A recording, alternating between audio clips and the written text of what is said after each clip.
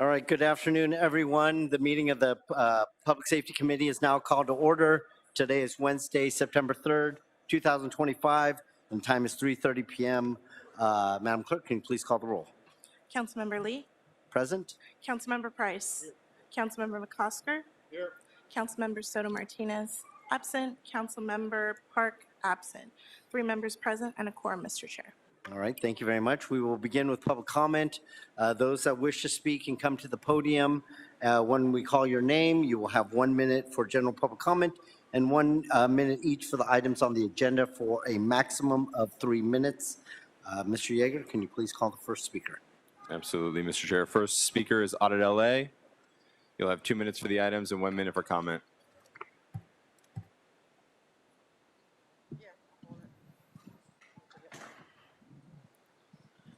Good afternoon, everyone. I'd like to start off with the different appointments. It's really important because everyone knows why I'm here. You know, I'm here to deal with the different abuses and disrespect for city laws of Scientology and the human abuses. And, you know, I know we've been going to the police commission meetings every week or attempting to when they have them. It doesn't seem like they have them too often these days.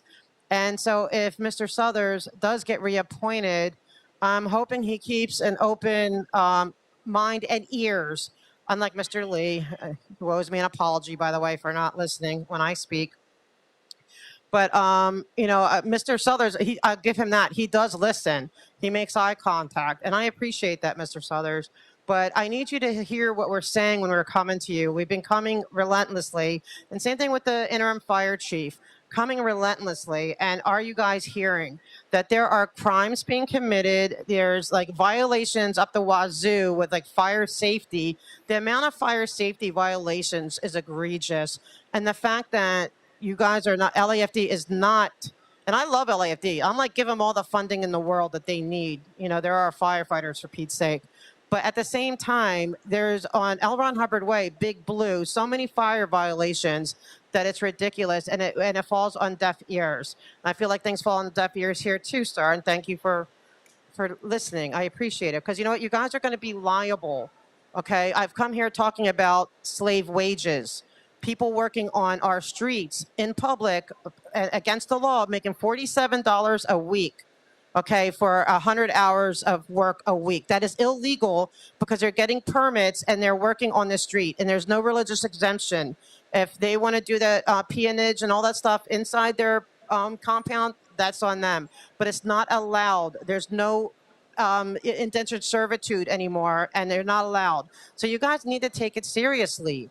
And thank you, Mr. McCosker. I know you hear me, but you guys need to do something about it, right, Mr. And I know Mr. Martinez, even though he's not listening, or Soto Martinez, I do feel there's been some changes. I do feel like he's, you know, trying. You know, I notice there's less permits being granted. But, sir, you are a union. You represent unions. You represent the workers. Do you think it's fair that people are working on the street that you, in your district, and they're not making real wages because there's this big organization that's so scary and intimidating and whatever, that they've had such a foothold that no one wants to stand up to them? I want to stand up to them, and I'm going to stand up to them. And I'm going to be here until it's resolved, or, you know, in spite of them sending people, you know, and investigators and trying to intimidate me and all that stuff. I'm going to keep coming back. Thank you. Thank you. Next speaker is Andrew Gravener. You'll have 2 minutes for the items and 1 minute for comment.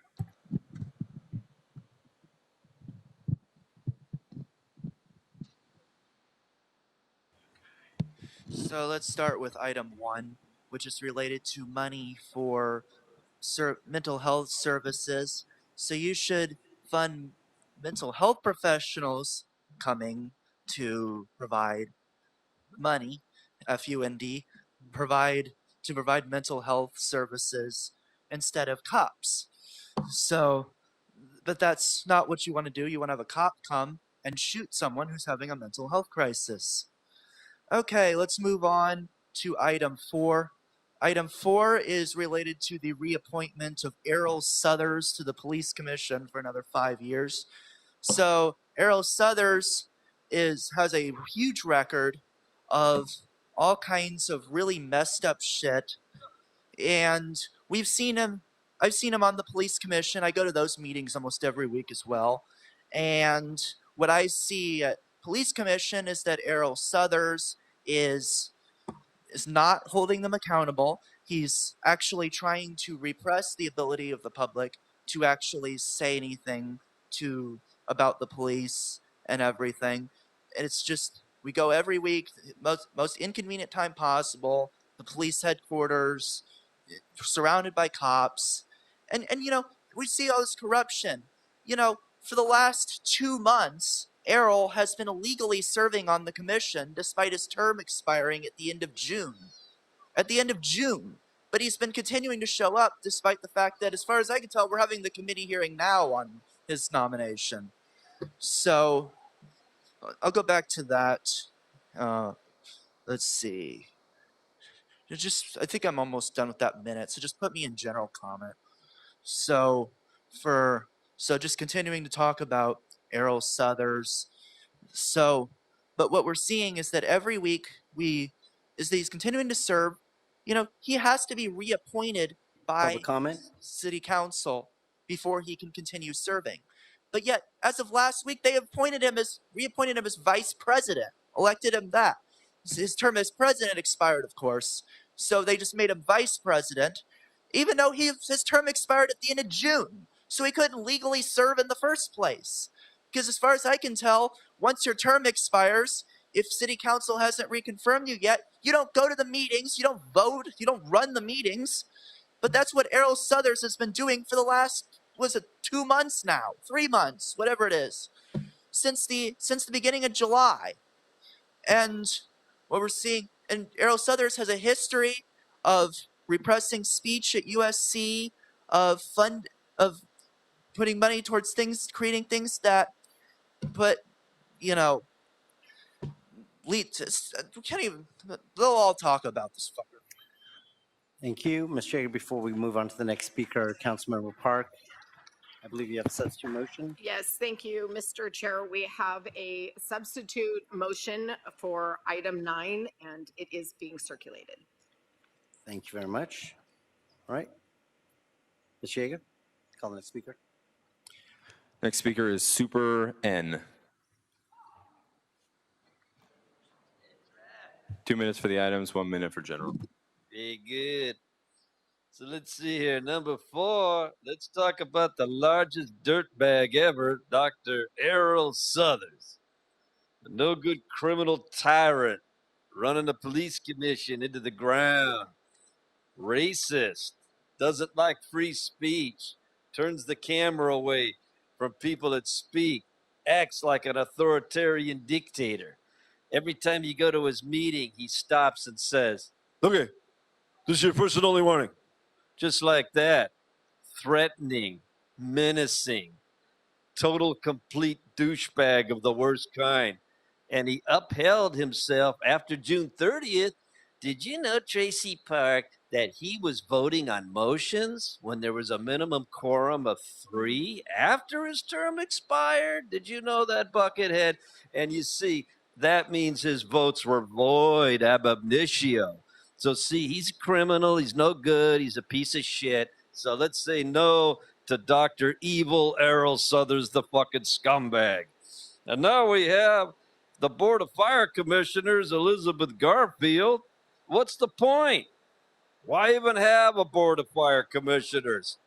I mean, they let Tracy Park down. They burned her whole district down to the fucking ground. There's nothing left over in Pacific Palisades. I mean, I look up over on Chautauqua, I look up, and there's no goddamn houses no more. What happened to goddamn houses? They burnt the fuck down. What happened, Tracy Park? Where the fuck was the fire department? Why did they let your entire district burn to the goddamn fucking ground? Where were you? Getting your hair done and tinted? Is that what the fuck it is? How come you guys don't hold these assholes accountable for burning down 3/4 of our fucking city? You realize all the goddamn money those houses are worth? How much property taxes? I just had a fucking foreclosure for $1.7 million house that went for $940. Look at that. How many fucking property taxes are you going to have? And of course, now let's get to the real scumbag, who's Hugo Stalin. We have all these protests, Stalin. You're never there. You're chairing your fucking immigration committee. You cancel every meeting. You went into hiding. Why did you go into hiding? Why aren't you protecting the rights of immigrants? Look, he even turned his microphone off and bent it in a 180-degree angle. Look at that right there.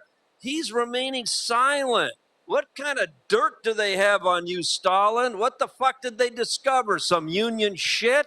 All you union motherfuckers always getting in trouble. You bunch of criminals, bunch of cocksuckers. So finally, fucking buckethead, stop itching your nose. Go to a fucking doctor. You look fucking sick. Next speaker, N4547. You've indicated just public comment on this card. Excuse me, sir. You've indicated just public comment on this card. All items and not. Okay, you'll have 2 minutes for the item. All right. Thank you, asshole. So we have another asshole on record here, Dr. Rollhead Southers, a racist, prejudiced, white motherfucker too, just like the rest of you in here with me too. And the reason why is because in my hands, I have what they call a declaration of what David O. Carter says about mental health. That Southers is full of shit. He doesn't help anyone in the meetings. He suppresses speech. He goes against the First Amendment, 14th Amendment, and my right to say Brandenburg versus Ohio, U.S. Why is that? Why is 395 U.S. 444 1969 so offensive to E. Roy? Because E. Roy don't know shit about the First Amendment. That's why for all these years, all you white nigger politicians try to kick me out of meetings. Madam Clerk, can you And please stop all the I'm trying timer? to do is exercise Speaker, that you were point previously about warned for Southers using in my the N-word points. or its variations, which is So, a violation of Council Rule what 7. violation, motherfucker? Your continued I'm use of the talking word about has mental actually health on disrupted item this 1 meeting. You're and continuing to item disrupt number this 4. meeting. You have now forfeited your speaking time. If you disrupt the meeting again, you will be subject to removal and exclusion. Thank you very much. Can you call the But next you speaker? only cut me off at 152, fool. No warning. Just this demand against what I'm speaking about. Speaker, you've been warned and passed. Can you call the next speaker? So I'm turning this into the record since you're not accepting it.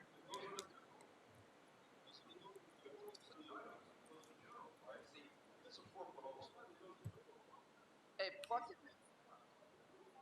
Next speaker, Dave Riles.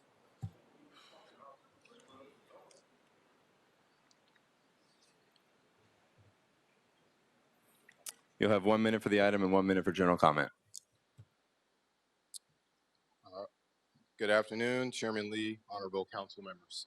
My name is Dave Riles. I'm a captain with the LAFD, a director at United Firefighters LA City.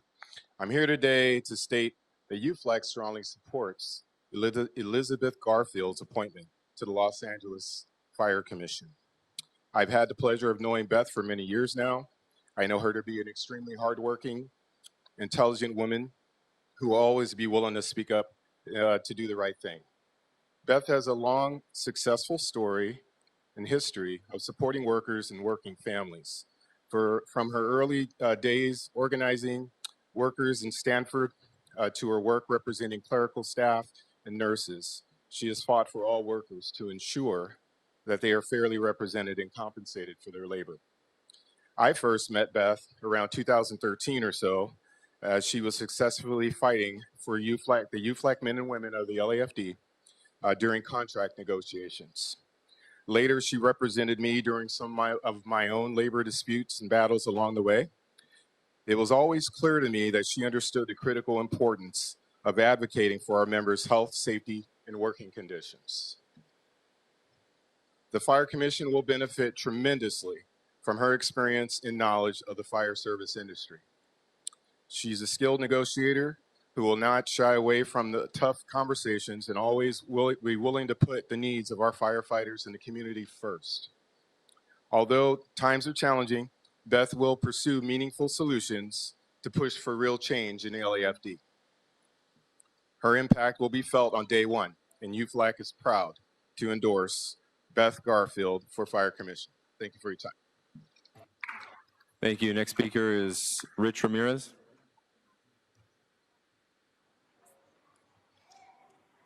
You'll have 1 minute for the item and 1 minute for general comment.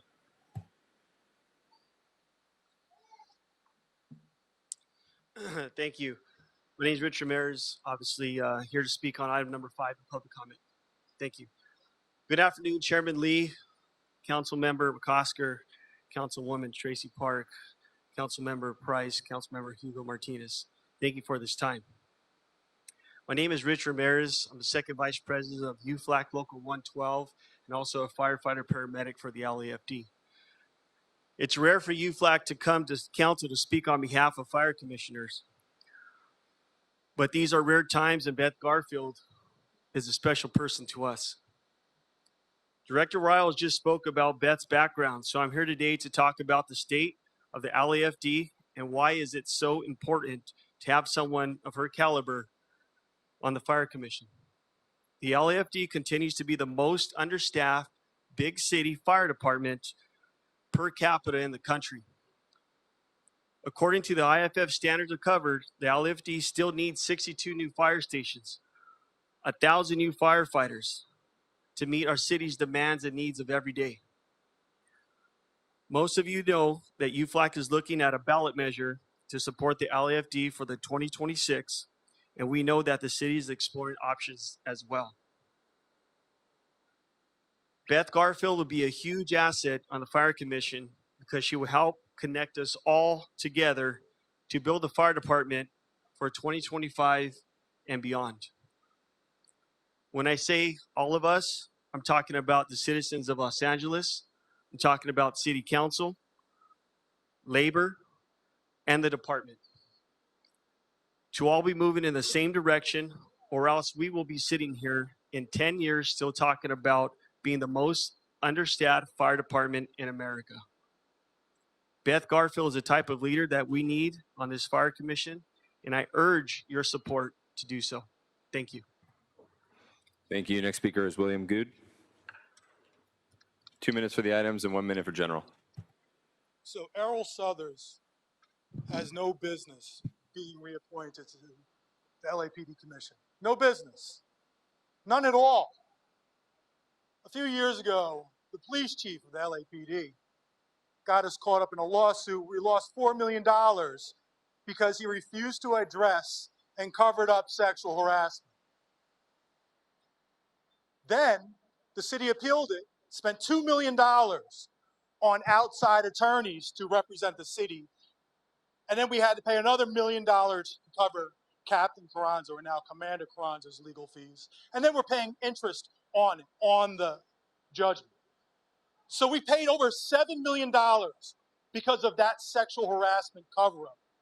I filed a complaint against the chief on that. And the LAPD Commission, under Errol Southers, said he did nothing wrong.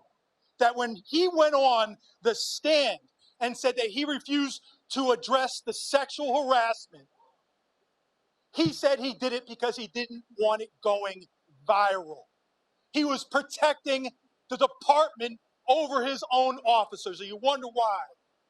You know, 52% of the population are women, but only 18% of the LAPD are. Why? Why? Because the environment is toxic. So we have Errol Southers, who did nothing to hold the last chief accountable for that. Then he needs to be held accountable.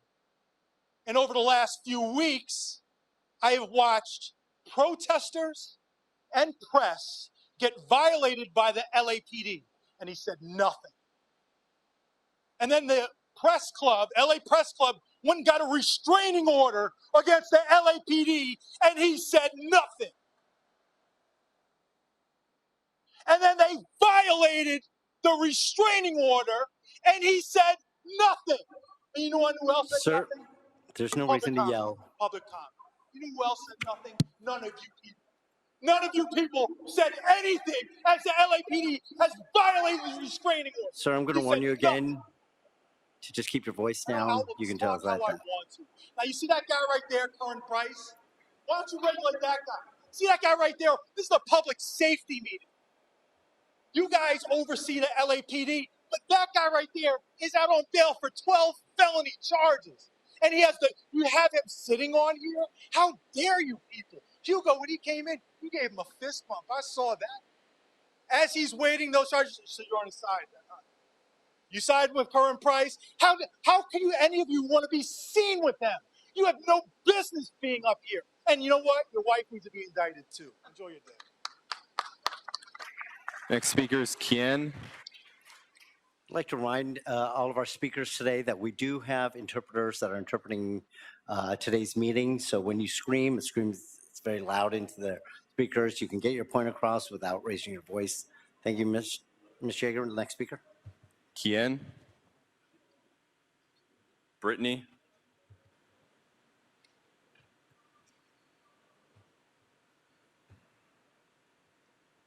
Is your name for the record? You'll have 2 minutes for the items and 1 for general. Errol Southers, perhaps known best for arresting 93 college students for existing on their own campus or for serving as president on the Board of Police Commissioners, is about to serve yet another term on the board. A rubber stamp body that, in my time alive, I've only ever seen write some after action reports or give oral presentations on Tuesday mornings about how the police murdered someone and they're looking at it. Southers built an academic career as a, quote, expert in terrorism and, quote, Israeli counterterrorism strategies. He has spent decades teaching at the International Institute of Counterterrorism, and that is something that Errol is proud of. He claims Zionist Israeli tactics and strategies with glee. Well, the reality of these tactics and strategies is that the Zionist entity has cut off all food and aid from Gaza. The people of Gaza are experiencing level 5 catastrophic famine, and this isn't about crop failure or drought. That is the Israeli counterterrorism strategies that Errol is so proud of being a champion of. Now, all of this that I'm about to say is a summarized version of your own city documents that state city officials shall not share information, city resources, or city personnel with ICE or immigration enforcement. In fact, you claim that the reason that LA is a sanctuary city is because you don't share information, personnel, or city resources. But what about the city personnel you continue to share with DHS via Errol Southers? In addition to sending city pigs to immigration raids and automatic license plate reader data to ICE, you have the president of your Board of Police Commissioners meeting serving as the former director of CREATE, a Department of Homeland Security research hub hosted by USC. This quite literally means that Southers is a lifelong cop for LAPD, the FBI, and no surprise, ICE. And it should be no surprise at all that because Southers has been acting like an ICE agent for fucking months. Across the street at LAPD headquarters, he has not given a single fuck. In fact, he's had straight glee for the fact that ICE has been abducting our brothers, our sisters, our mothers, and our fathers, and Errol greenlights it all. He's even admitted that LAPD aids ICE because there is no differentiation. There's no differentiation between LAPD and ICE, and Errol is the perfect exemplary instance of ICE and LAPD being one and the same, encapsulated in his little fucking body. And none of this is to mention his continued greenlighting with your aid for real-time crime centers, which allows LAPD to watch residents of Los Angeles in real time all the time, so that Errol can spy on the children of USC in real time all the time, and he can track our neighbors' license plates and share that information with ICE so that you can streamline this city's ability to aid immigration enforcement, to hunt, stalk, surveil, and kill. If you all approve Errol Southers for the Board of Police Commissioners, you're greenlighting the tactics Errol loves of starving Palestinian children and tearing mothers in Los Angeles from their babies. You're approving the children that were chained down the street in ICE's parking garage. It will be you who is complicit in the rampant anti-Muslim racism that Southers perpetuates daily and the rampant and continued abduction of our community members. Fuck Errol Southers. Next speaker is Brittany. Brittany, you'll have 1 minute for the item and 1 minute for general comment.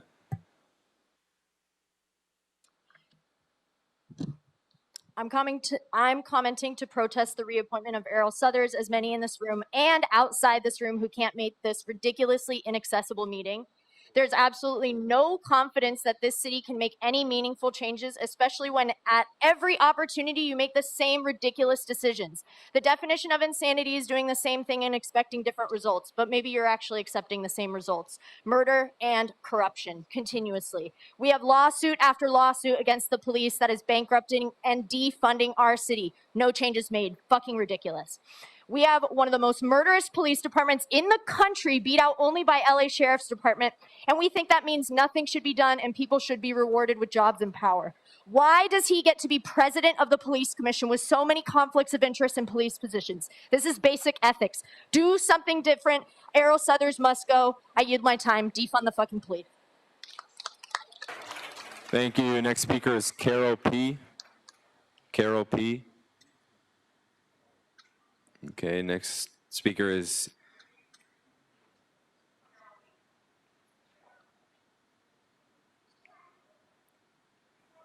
you'll have 2 minutes for the items. Hello, I'm a representative of the YMCA of Metropolitan Los Angeles and also a resident of Bunker Hill in downtown Los Angeles. At the Ketchum Downtown YMCA, just a few blocks from here, every day we witness the tragic outcomes of our homeless neighbors living without basic human needs on our sidewalks and in our doorways.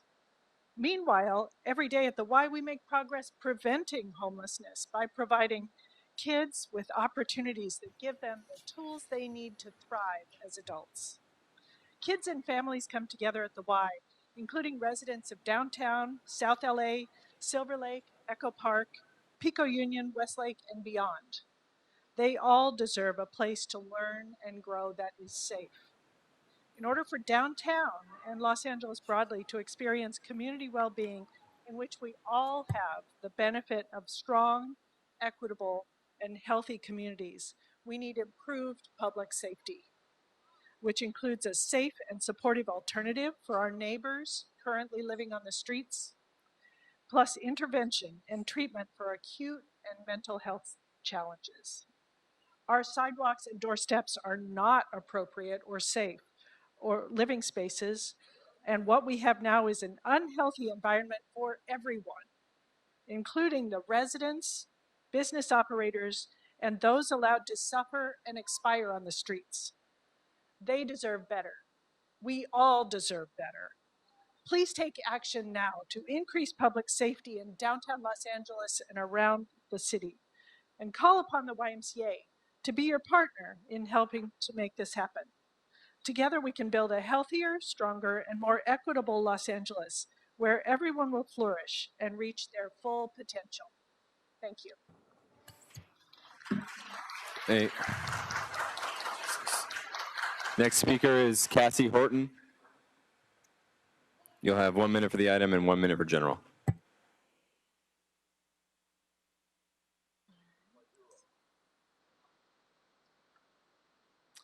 Hi, everyone. My name is Cassie Horton, and I am a co-founder of the Downtown LA Residents Association. I'm here with the group back here today and spread a little bit over here to follow up on what Carol just communicated to you. We sent out a downtown recovery survey. We got 713 responses in about 2 weeks, and the really clear message is that downtown is suffering because of the lack of public safety and the perception of the lack of public safety, which too often is real in our community. We asked residents to weigh in. What problems do you see and what solutions do you support in order to move our neighborhood forward? And really the most acute issues that folks are facing in our community. Number one, individuals facing street level mental health crises is a huge concern for the well-being of those folks, but also of the community. Number two, open air drug use, sales are a real concern for everybody involved, including kids walking down the street, folks going to the YMCA like Carol just mentioned. And the third concern that came up top on that list was physical assault, robberies, muggings. I myself was mugged in May walking down Broadway after work. So this is very real for me personally. In terms of solutions, what we're asking for today, we are asking for a policing that suits downtown. We're talking about footbeat patrols, bike patrols, cops out of cars, walking our streets. This is really a pedestrian focused community, and that's what we want. Secondly, we're asking for some sort of change in the way we're enforcing open air drug use and the sales in our neighborhood. We're asking for more support also through bid ambassadors, which we know you don't have control over, but also working with Metro on that. So you're going to hear from folks Thank- today who really Thank care you, about Speaker. these issues. We're grateful for you, and I have copies of our letter Thank you, that I want to Speaker. share Next with you as speaker. well. Next speaker is Chelsea Nathy.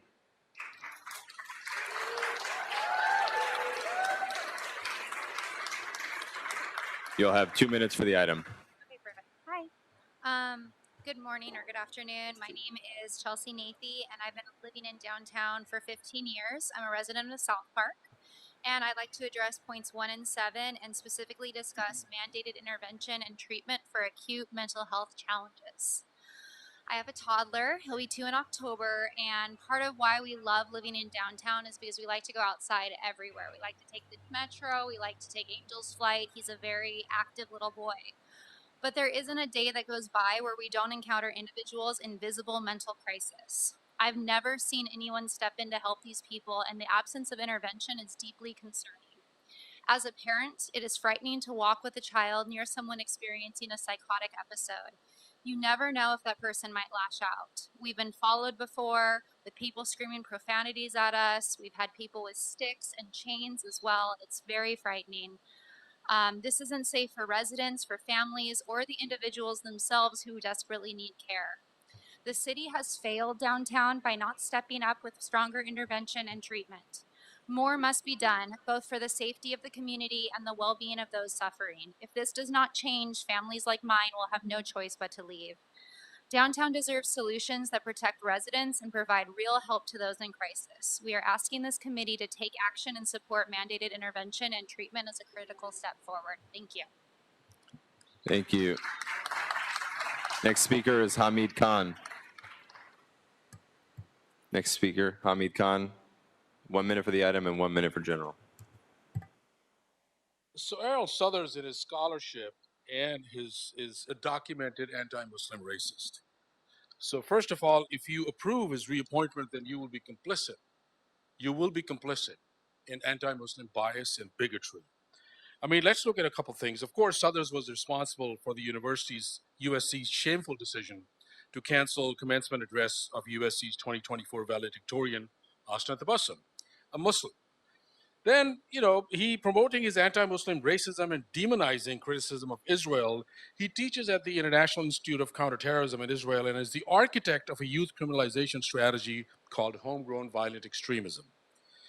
It's the central tenet of HVE doctrine is the need to profile Muslim Americans' youth as security risks on the basis of factors like their religious piety, critiques of US foreign policy, and affinity to other Muslims. Let's look at a couple other things. In 2017, Southers testified to the U.S. House of Representatives Committee on Homeland Security, and he said, and I quote, "An American who embraces a Muslim identity ideology within the U.S. is a homegrown violent extremist." Let's look at something else. Another article co-authored by Southers and published by USC CREATE, which is Center for Risk and Economic Analysis of Threats and Emergencies, under his directorship, the article lists radicalization characteristics that include about Muslims, pervasive frustration or anger towards the U.S., strongly identified with Muslims perceived as being victimized, Palestinians, Iraqis, Afghanis, or Muslim Kashmiris, adopting dress, grooming, or conduct increasingly indicative of Muslim identity, paid off debts, observed dietary laws, Muslim women donned full covering and all of that, converted to Islam as an adult, and even simply comes from a Muslim immigrant community. So that's his record, that's his scholarship, that's his work, that's his leadership, that's the fuckery that he engages in every day, and that's how he is constantly. So it is on your head to reject him. Otherwise, you're complicit, absolutely, in anti-Muslim bias and racism. Next speaker is Jen Link. Jen Link, next speaker. 2 minutes for the item. Hi, good afternoon. I'm Jen Link, a resident in the historic core downtown for 6 years now. I love it because of the diverse community I found here. Unlike other places I've lived in LA, I've really found my people downtown. I'm here to address items 1 and 7, which are directly related to public safety in downtown LA. While these initiatives are a good start in the spirit of collaboration, I'm asking this committee to support the public safety solutions that more than 700 of my neighbors worked together to identify. The most important public safety solution in the letter to me is LAPD footbeats. Because while I know the public narrative around LAPD isn't all usually positive, we've heard a little bit of that here today. I've had the opportunity to meet an officer on my block who truly seems to care about the safety and the conditions of the neighborhood that I call home. Getting to recognize and know officers like Frank by name and have them know me and my neighbors makes downtown feel safer for me as a resident. I also support more BID ambassadors and mental health intervention because when I experience unhoused people on my streets, which is every day, all day, who really need help, I know that's not a job for the LAPD. They're not trained for it and they're not good at it. BID has been a reliable first responder for non-urgent but important issues in downtown. When downtown LA is safe, the whole city succeeds. We need champions in City Hall who believe that, and I'm asking this committee in particular to stand with us. Thank you for your time.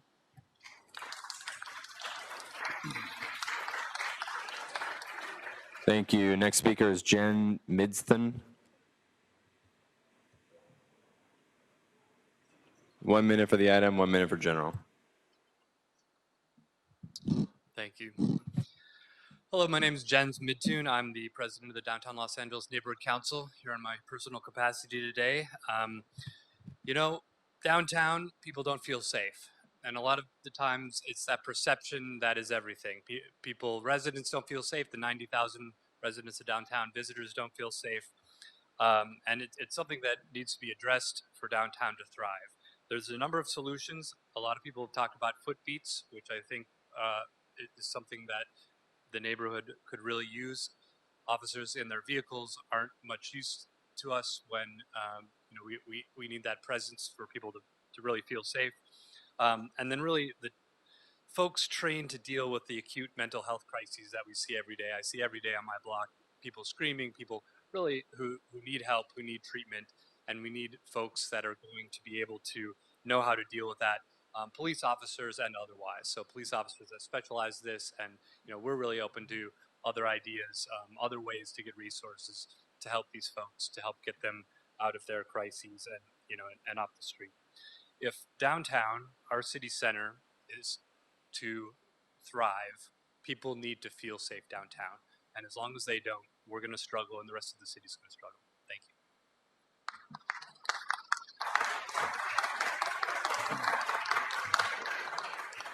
Can I ask that we keep the applause to a minimum? We're trying to get to as many speakers we can in a limited amount of time, so we're trying to move through the speakers.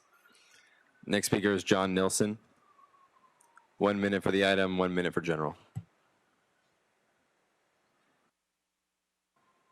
Hello, my name is John Nilsson. I am a resident of South Park, and I'm also one of the original formers of the South Park Neighborhood Association, whose goal it is to bring safer conditions to our neighborhood and to promote businesses. And we do not have a safe neighborhood, I'm sorry to say. Just below my window a couple of weeks ago, somebody got hacked up with a machete. This really brought it home to me. We're not safe. I've never felt unsafe personally out there, but we are not a safe community, and we need to start enforcing things. We need policemen on foot day and night in our community. A little enforcement will go a long way. There's no enforcement now, so everything happens. The second thing that makes everybody feel unsafe is the presence of people that should not be on the street. They should be in care. Every day, all day long, I see people that are just in dire, dire straits, and we've got to get these people help. We've got to get them off the street. Let's concentrate on those two things. You know, it's a big, big, big problem. Start off by concentrating on those two things, please. Thank you. Thank you. Next speaker, John Avalos. 1 minute for the item, 1 minute for general. Hello, it's a pleasure to be here. John Avalos. I live in Highland Park, Eagle Rock. I want to say that no, you should not reappoint Mr. Southers if he's part of this whole suppression of the students who are pro-Palestine. If he's part of that culture, I'm amazed. When I taught at UCLA as a lecturer in '92, the Chicano students put up tents. We were pushing for a Chicano Studies department. The police never did anything like that to us. So why did you guys do what you did at UCLA? And Mr. Southers apparently was part of the USC. No way, not good.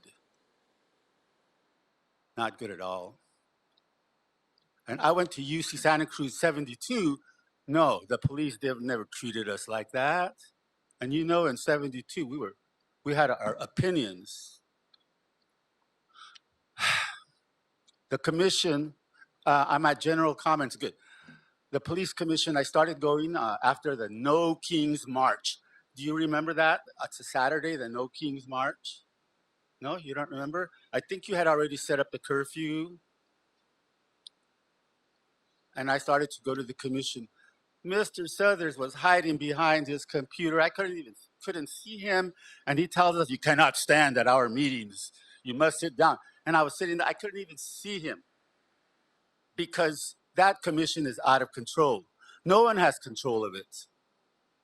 There's issues that I'm trying to get answered. Nothing.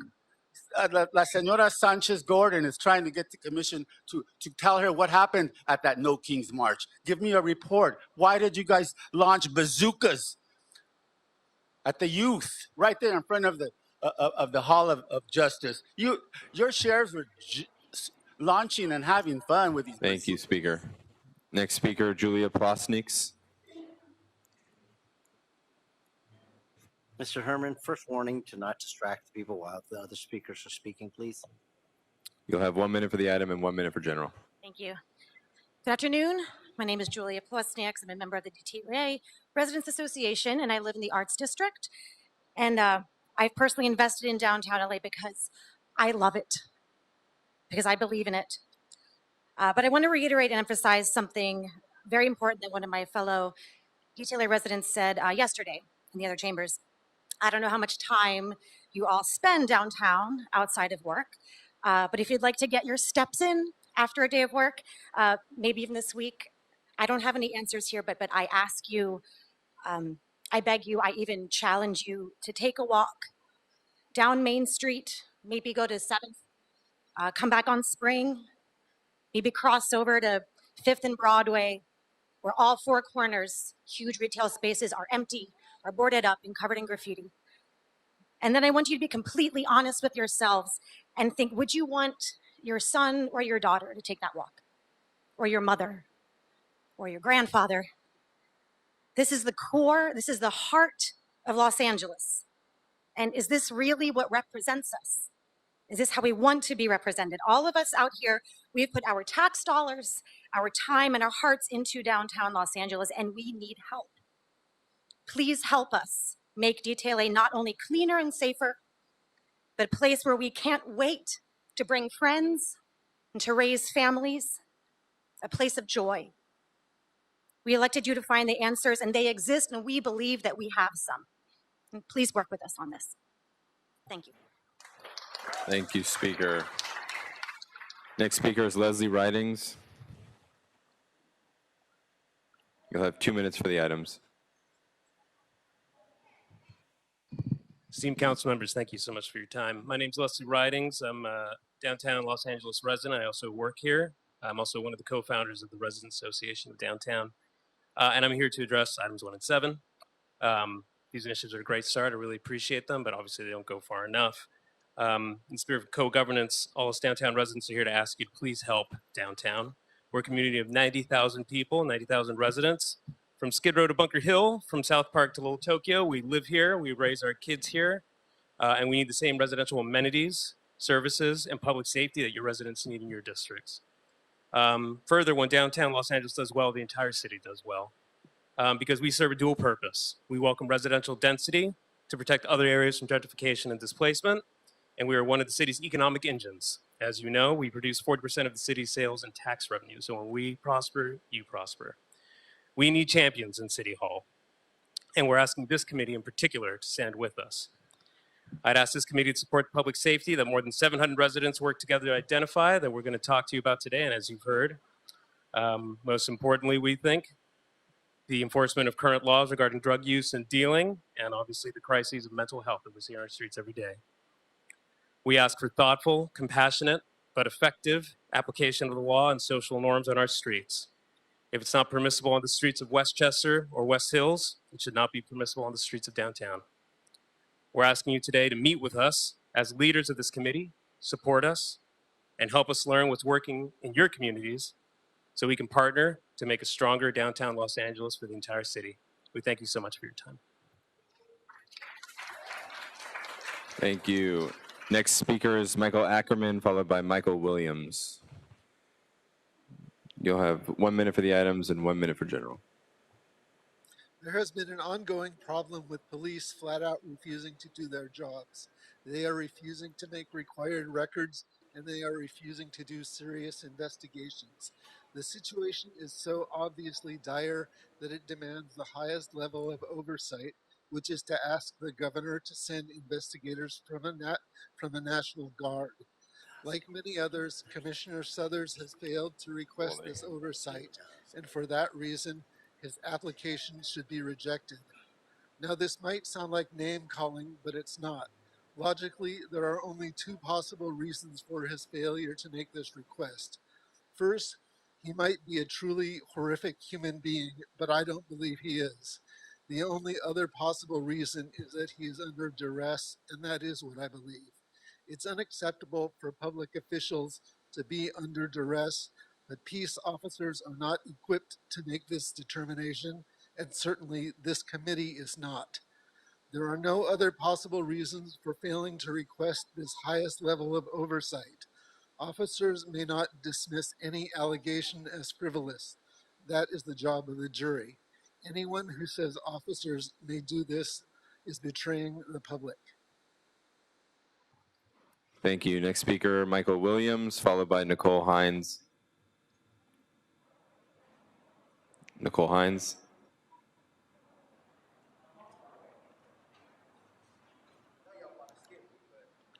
Chill out. You'll have 1 minute for the item and 1 minute for general.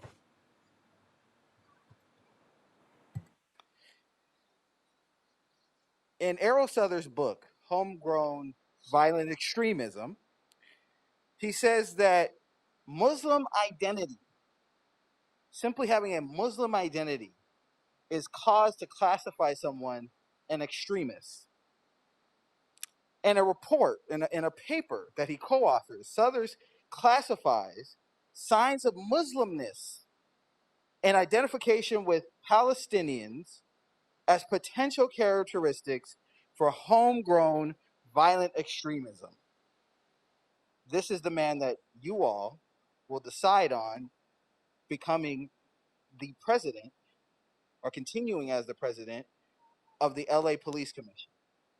A man who has spent his entire life as a law enforcement officer involved with Santa Monica Police and the FBI. How can someone who is involved with law enforcement their entire career, who has these kind of views against Muslim people, be the president of a commission that's supposed to be civilian-led and unbiased? This man has spent his career spreading Islamophobia and fear about Muslim people his entire career. And he has done so openly. It was a mistake to allow him on the commission in the first place. It was a mistake to put him as president in the first place. You all have the chance to rewrite that mistake. You all have the chance to put trust back in the commission, because that is supposed to be the civilians' last line of defense to hold police accountable. It shouldn't be ran by an Islamophobic, pro-cop president. Block Southern. Next speaker, Nicole Hines, followed by Miriam. You'll have 2 minutes. Hello, my name is Dr. Nicole Hines. I am a resident physician in psychiatry at the LA General USC program. I'm also a homeowner in South Park. I've been living in downtown for about 5 years now, and I absolutely love it. I love this community. I love the people. It's one of the most inclusive and diverse places I've ever lived in my life, and we are begging you for help. We don't want to see the city the way that it is, and we feel like you all are not listening and our voices are not heard. From coworkers, from family members, from friends. When I invite them downtown, we go to dinner, we walk around. People are mortified. They're horrified by the things they see. They're avoiding downtown. Businesses are not spending money. People are not spending money. And it impacts all of you, even if you think it doesn't. We were walking over by Grand Central Market, and there was literally a man with a blanket who dropped his loaded gun on the ground. There were children walking around. There were families. And he just picked it up and ran away and moved on about his day because that's a normal occurrence here in downtown and it needs to stop. We're addressing specifically items 1 and 7, which is focused on public safety. We need people walking around. As a physician in psychiatry, I work with cops all the time. I love the police officers. We have the SMART team, we have the home team. But if you're in your cars, you're not seeing what we're seeing at the ground level. We need you walking around. We need eyes on people who are not doing what they're supposed to be doing, nighttime, daytime, all the time. The things that I encounter in this neighborhood, the positive things, are things that the rest of the community is not seeing because it's so clouded by all of the negative. We need to stop people who are psychotic from walking our streets, from hurting people. I mean, we've seen stabbings, we've seen deaths in South Park and in downtown, just from people who are psychotic, mentally unwell, who are allowed to just walk freely. So we're begging for help because we love our community and we want you to see what we see in it. Thank you. Thank you. Next speaker is Miriam, followed by Norma Gonzalez. Miriam, you'll have 2 minutes. Hello, my name is Miriam. I'm an Afghan American member of IATSE 871, and I'm here to comment against reinstating Southers for LAPD Commissioner. As a Muslim woman and a local organizer, I walk around with more paranoia and fear organizing here in Los Angeles for pro-Palestinian causes than I ever did working in Afghanistan, organizing for women who were at risk there. And with the personal views of Commissioner Southers, there's no surprise why that is. Under Southers, Los Angeles faces $1 billion deficit. A majority of those lawsuits are against LAPD and for the excessive use of force. Under Southers, during Trump's attempted military occupation of our city, LAPD has worked with ICE despite being a sanctuary city. Under Southers, for 4 hours, UCLA students were under attack while Zionists recreated the same torture tactics Israeli military uses on Palestinians on Los Angeles college students. LAPD stood by and then moved in the next night to attack the students that were attacked, who originally attacked the pro-Palestinian students.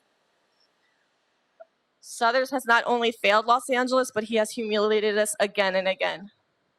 And as Southers and city officials ignore constituents' needs and welcome the World Cup and Olympics, I can promise you placing a white supremacist like Southers at the helm of the LAPD will not keep the city in order. The people of Los Angeles have shown you repeatedly, and especially this last 2 months, that we will not respond to the militarization of our city and police force to keep us in line, while our city officials continue their corruption and abuse of Black and brown lives on our streets. Replace Southers or condemn the people of Los Angeles to many, many more dark days ahead. Thank you. Next speaker, Norma Gonzalez, followed by Patricia Barrett. You'll have 2 minutes. Thank you. Norma Gonzalez, a resident of downtown Los Angeles, also work in the Arts District.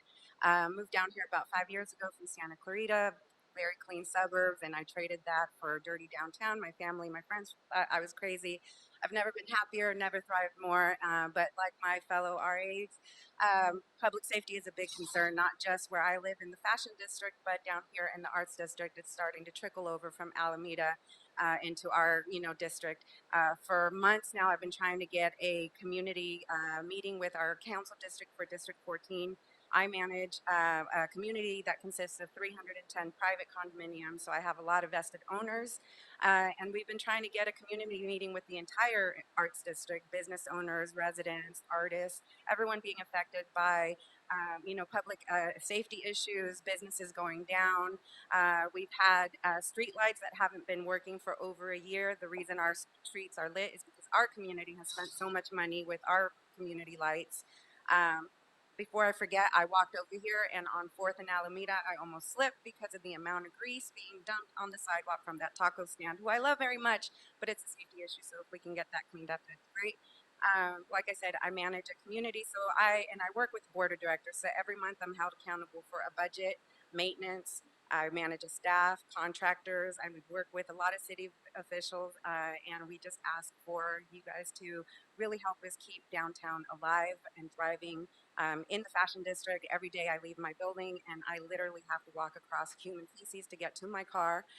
It's disgusting, needles, and I see families having to jump on the street because our streets are taken over by homeless encampments that consist of dry wood, TVs plugged in, they're showering, they're living pretty fat according to what I see every single day. So if you guys can help in any which way, I would appreciate it. Thank you. Next speaker is Patricia Barrett, followed by Ricardo. Hello, my name is Patricia Barrett. I'm a resident and homeowner of South Park for 15 years. I love my neighborhood, but safety is worse to me. Key needs: more LAPD, foot, and bike patrols, housing treatment for the mentally ill, especially now women and children, end of open-air drug zones. Safer metro station requires fair for people to pay. Citywide lighting approved December 2024, still no action to date. Independent audit, transparency of LASA for the $24 billion we can't accountable, and have this done by Deloitte, PwC, KPMG, and EMY. Full financial transparency before new funding. How goes to be approved by council. How you will spend the money needs to be on paper. Allocate budgets so police and fire departments can do their job properly. Ongoing follow-up with departments with clear deadlines and completion dates. That is not happening now. Los Angeles belongs to its people. We deserve a city that is safe, clean, and accountable. If $24 billion can't buy us safety, then we need leadership that will. Please act now. Our city cannot afford more excuses, only solutions with results ASAP. I also want to bring up, I volunteer with the police 1 day a week for 5 hours from 6 o'clock till 10 till 1 or 2 o'clock in the morning. The things that we see, naked women out in the streets, not having clothing for them. Los Angeles Downtown Women's Center, their cure rate once they are housed is 98%. Why can't we have more of this? Mothers with children cuddling their kids. Is this what we want anymore?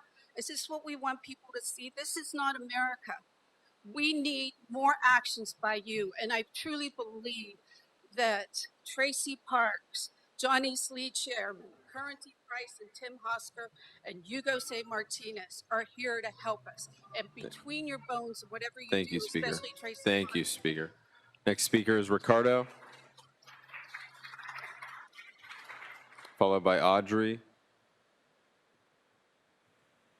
Audrey, you'll have 1 minute, And I should have two. I signed up for general and number 4. and then you'll have 2 minutes. You only signed up for the item, though. Oh, okay. Well, thank you. Yes, I urge you to please show that you have listened to all of the comments, that you know in your hearts that Errol Southers is a racist and corrupt person, and that you don't want him on the police commission anymore. Errol Southers hates being held accountable for overstaying his term, for sexual harassment, for any charges that, about his being anti-Muslim, anti-Palestinian. He hates anyone who wants to call the police into accountability for all of their use of force and He hates the First Amendment. He hates children. I don't even know where to go. What he loves is arbitrary rules that he can just sit up there and say, okay, you get one warning, then you're out. No, you get 2 warnings and you get to sit. Oh no, we're limiting it to 30 minutes. No, we're limiting it to 15 minutes. He just goes with his mood, He's gotten, as much as he loves rules, which is the number one thing he loves, he's gotten people detained because they didn't follow those arbitrary rules. He's gotten people detained because they brought children. He's had people detained for talking too much, overstaying the amount of time they were given. But he doesn't follow the rules. As I said, he feels he's immune to all those rules. And I object to his being president or part of, in any way, the police commission. Thank you, Speaker. Ricardo, followed by Dan Silver. You'll have 2 minutes. Hello, I'm a resident of DTLA since 2022, and I'm a founding board member of DTLA Residents Association, as well as a community organizer with DTLA Proud. I'm here to speak on items 1 and 7. And based on the resident feedback from the survey you've heard about today, I want to specifically address the recommended solution from residents, top 2 item, intervention and treatment for acute mental health challenges. For context, earlier this year, I launched a economic recovery plan with DTLA Proud to help bring more independently owned LGBTQ businesses to the neighborhood. And as part of this program, we host a monthly free market and event at 4th and Main. And every single month, we're dealing with severe mental health issues from the population living in the area. Just as some examples, this past Sunday, one of our guests had their car broken into. She's a single mom who drove up from Irvine to come support the event. Also this past Sunday, somebody who was having a mental health crisis wandered into the street and got hit by a car and was picked up by an ambulance. Also this past Sunday, I was unloading some items from our new community center on Main Street. And when I turned around, there was a person standing in the doorway having a mental health crisis and attempted to enter the space and cornered me and was threatening my safety. So I think, public safety is obviously a complex issue, but the economic impact that we are dealing with in this neighborhood is a crisis, and we're seeing a number of businesses close every single week. And so, just based on those examples alone, that's all consolidated within one day. These are issues that are existing every single day throughout the entire neighborhood. And we need a real public safety plan that doesn't result in simply overfunding LAPD or over-policing our neighborhood. Thank you. Thank you. Next speaker is Dan Silver, followed by Dr. Abdullah. Dan, you'll have 1 minute for general comment. Good afternoon. Dan Silver, a 12-year resident of downtown. The conditions here continue to deteriorate. They get worse. Whatever the city is doing, it's spending a lot of money, but we're not seeing the effects on the ground. I would, again, come out in favor of more active interventions, particularly the care court system. How often has the care court been used downtown? I don't know the answer. I'd like that information. That seems to be something that could help take people off the streets that need to be off the streets. So I'll leave it at that. Thank you very much. Thank you. Next speaker is Dr. Abdullah, followed by Hira Kapoor. Dr. Abdullah, you'll have 1 minute for item number 4. 1 minute for the item and 1 minute for public comment, right? Go ahead. I'm here as a professor of Pan-African Studies. I'm here as an organizer with Black Lives Matter Grassroots, and I'm here as a Black Muslim woman who feels under great threat by Errol Southers. Errol Southers, who identifies not just me, but everyone who is Black and Muslim, who is Black and relatively conscious, as a potential extremist, who has exacted violence on students and faculty and community members for daring to stand up for the people who are being genocided in Palestine, who has gone so far as to call police in at USC, who has gone so far as to cancel the valedictorian speaker just because she was Muslim, and then go on when students protested to say all of the graduation will be canceled. Errol Southers, who from his chair on the dais of the LA Police Commission continues to threaten those who come, who give up their time to come in the middle of the day to say that we have to keep our communities safe by holding police accountable. And LAPD, which is not only costing the city billions of dollars every year in violence and violent attacks on its residents, but also an LAPD that has killed more people than any other law enforcement unit in the country, with 30 shootings so far this year, and Errol Southers refuses to hold them accountable. Rather than doing his job as supposed to be the civilian police commissioner, he kisses up to LAPD, putting items on his Instagram page that show that he's a fan of LAPD. We don't need any fans and any stands. We need people on the police commission who are courageous enough to hold the police accountable and stand for the people of the city. So we're asking you to vote no on the reappointment of Errol Southers. Thank you. Next speaker is Hira Kapoor, followed by Jonathan Ziegler. You'll have 1 minute for general comment. Okay. My name is Hira Kapoor, and I'm a resident of Historic Core. I've lived downtown for 4 years, and I also serve on Rowan Lofts HOA and the Downtown Los Angeles Neighborhood Council. Today, I'm speaking in my private capacity. Public safety in downtown Los Angeles is not just isolated crime. It's about policy gaps and coordination failures that leave both residents and people in crisis unprotected. On August 13th at 5:15 a.m., my wife and I was walking our dog when a woman, obviously crisis, chased us down Spring Street. She tried to break into the building and set off our fire alarm and force her way inside for over 5 minutes. Nobody should have to live this way. But more than that, it exposes how broken the system is. People in crisis are not getting care, and residents are left vulnerable. That's why I urge the city to strengthen sustained public safety presence. Thank you, in Speaker. Historic Core. Next speaker is Jonathan Ziegler, followed by Josh Gray Emmer.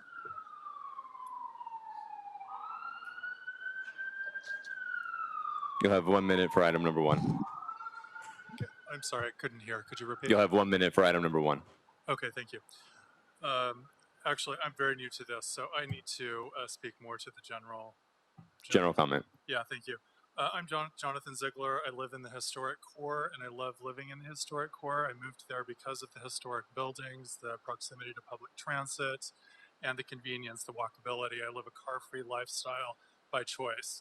I'm here to talk about the public safety that I've noticed very heavily in downtown LA since I moved here a year and a half ago. I'm very much in support of LAPD foot beats or bike patrols. I see open drug use on a daily basis. Just the other day, I saw a man openly smoking a glass pipe in front of the Historic Core bid.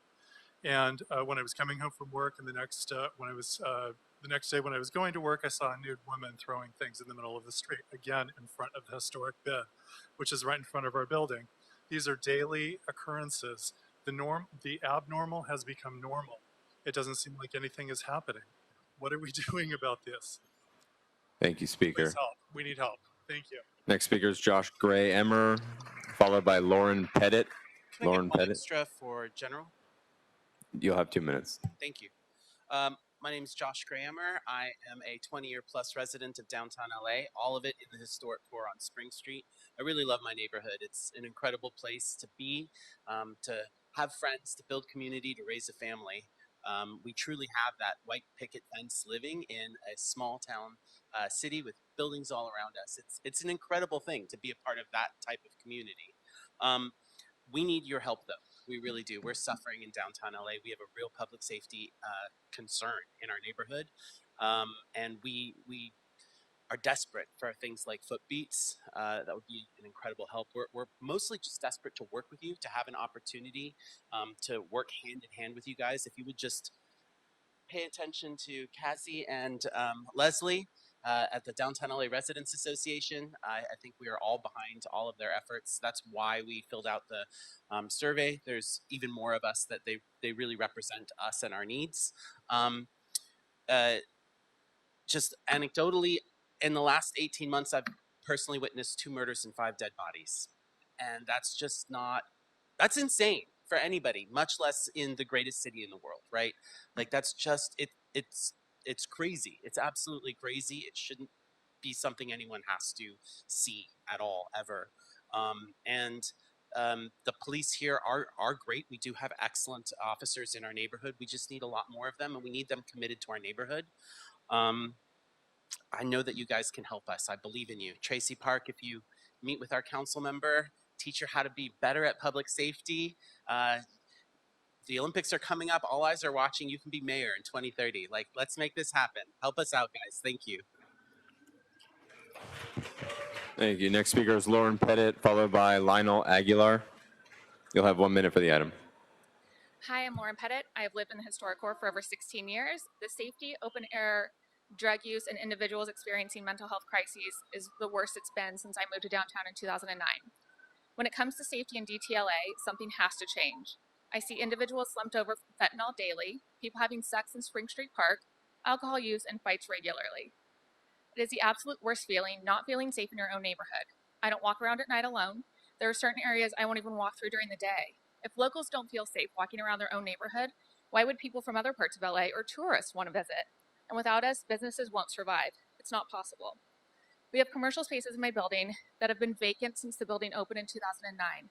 The owner can't find tenants willing to deal with the regular crime and large risk that comes with having a business in downtown Los Angeles. Our current commercial tenants struggle with the regular vandalism and attempted robberies. I don't know how much longer they'll be able to remain open. It shouldn't be like this. DTLA is suffering significantly, and the lack of safety plays a huge role in this. We need your support and your action, or downtown Los Angeles won't survive.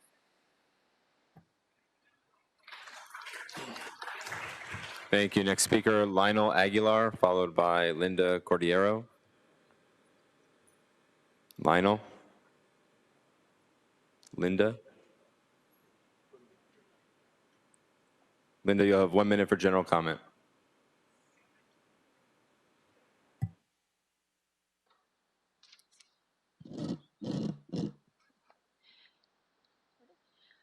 Businesses are fleeing downtown LA, and now T-Mobile, a nearly 20-year historic core mainstay, has left, joining others who feel that our streets aren't safe and that city leaders don't care. My husband and I have lived in the core since 2008, a once vibrant neighborhood we walked at night without fear. Now residents are reluctant to walk a few blocks of dark, deserted streets, past graffiti swamp, empty storefronts to reach once favored restaurants and bars. One night recently, we wouldn't let a friend walk 6 blocks from our home to the hotel he was staying at Broadway and 9th. The appalling tolerance of filth, vandalism, and open drug use are killing the core and the Civic Center. Visitors to Grand Central Market and the Bradbury and their children see this daily. DTLA residents cannot alone prop up local business or attract new business if crime, destruction, and neglect are seen as the inevitable reality of being here. We're begging you to do more now to address a rapidly degrading city center environment that is hostile to residents, businesses, and visitors. It is a mark of shame that it was allowed to get this far. I believe that actually no one in City Council lives in downtown Los Angeles. The mayor doesn't live in downtown Los Angeles. And I think that's one of the biggest obstacles that we're facing here. And that's why things don't change. I've been to meetings here since 2012, asking all of us, many of us have come in the past, asking for more protection, more oversight, more foot patrols, something to stop this madness.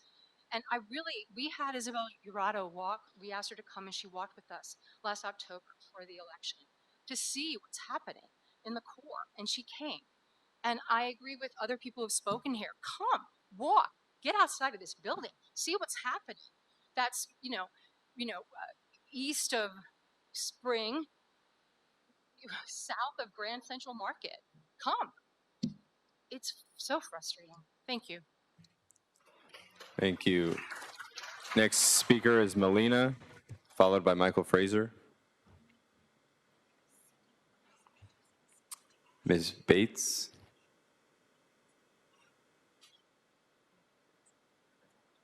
You, Michael? You'll have 1 minute for general comment. Recommend to speak to items 1 and 7. 1 minute for general comment is what you signed up for. Okay. My name is esteemed council members. My name is Michael Fraser. I've lived and worked downtown since 2016. I'm a member of the Downtown Residents Association Board.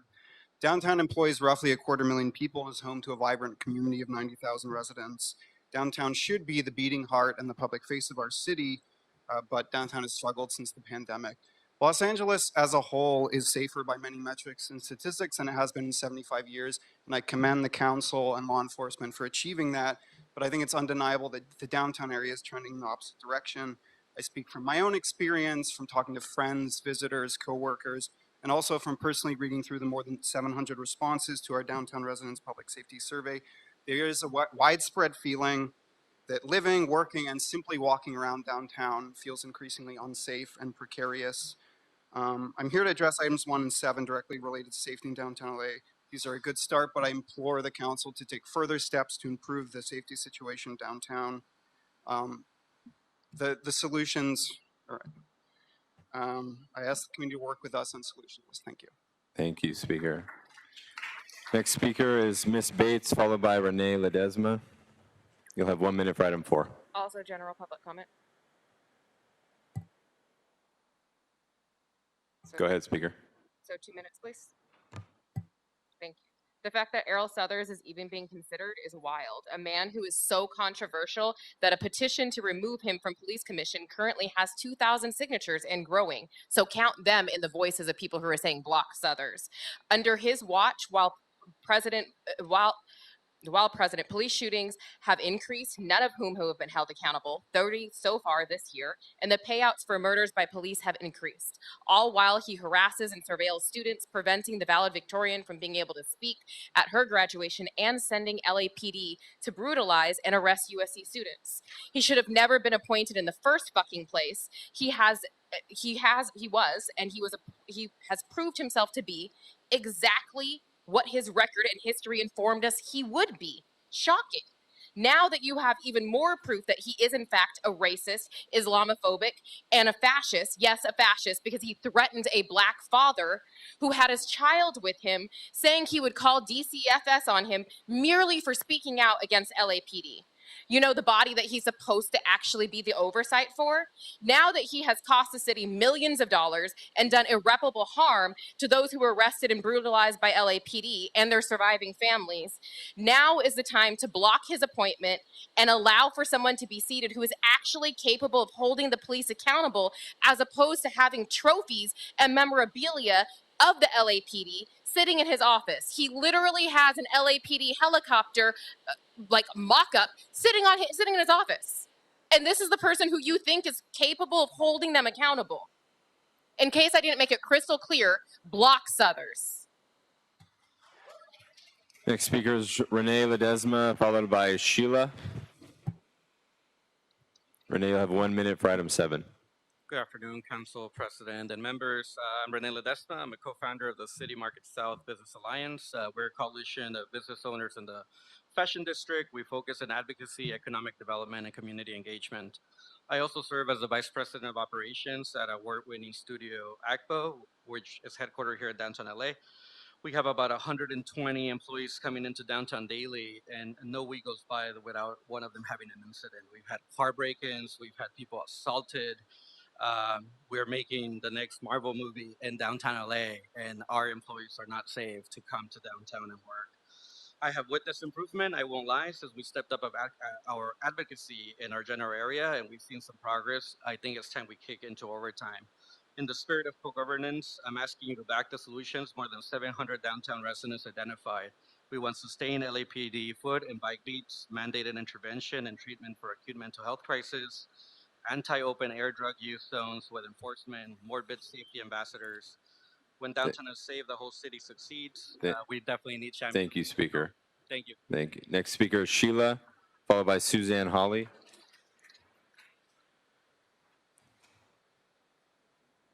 Suzanne, you'll have 1 minute for general comment. Right. Great, thanks. Hi, I'm Suzanne Hawley. I'm from the DTLA Alliance, and I'm here to support the recommendations from the letter from the DTLA Residents Association. I manage the Central Business District, the BID in the Central Business District of downtown Los Angeles. I have the busiest metro station in my district.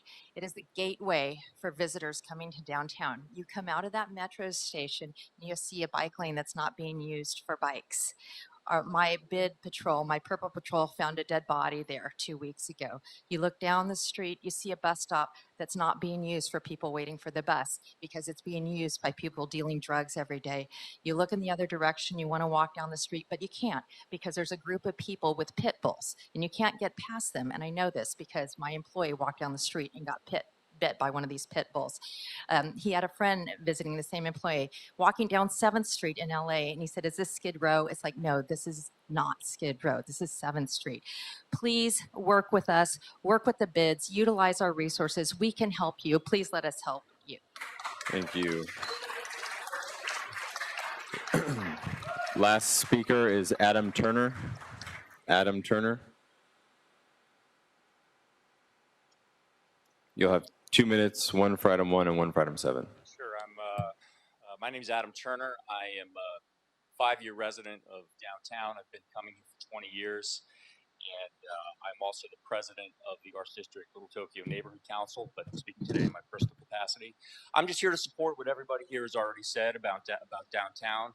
I don't need to repeat any of it, but I know many of you maybe don't represent this area. You represent other areas of downtown, and somebody said, maybe this doesn't affect you, but it does. I mean, if you think about any thriving city in America, none of them have a dying downtown, which is what we have here. So I urge you to support downtown with public safety. There's so many dying businesses downtown. And you think about that delicate ecosystem, the jobs, the offices, the restaurants, all of that ecosystem is so reliant on supporting public safety. So I urge you to take these recommendations to heart and really implement some actionable changes here. And they've outlined them for you.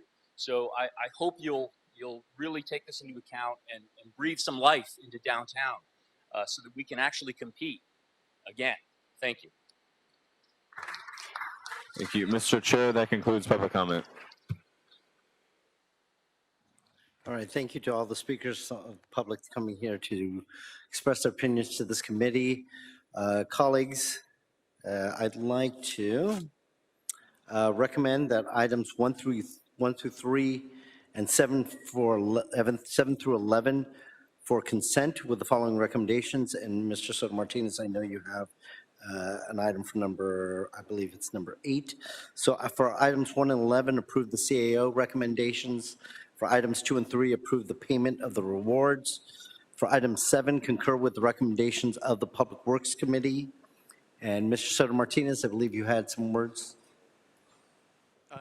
Yes, Mr. Chair. No, I appreciate the conversation between your staff and my staff regarding this report.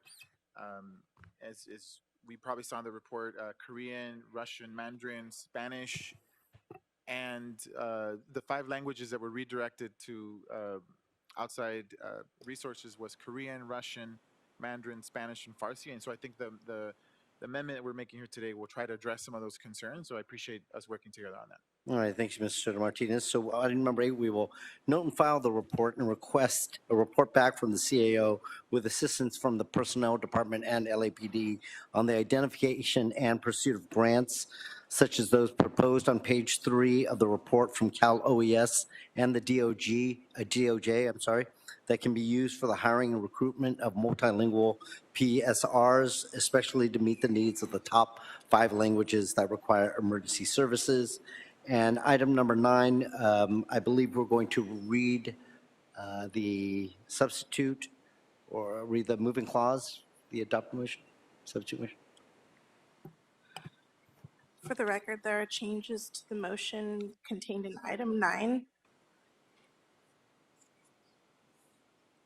Everything in the motion will remain the same except the following.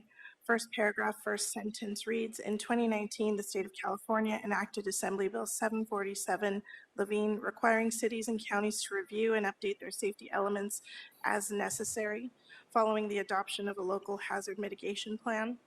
Second paragraph, first two sentences should read, the city's 2018 local hazard mitigation plan was incorporated by reference into the safety element in 2021, consistent with AB 747, while the city adopted an updated local hazard mitigation plan in September 2024 and is in the process of amending the safety element to incorporate the 2024 LHMP.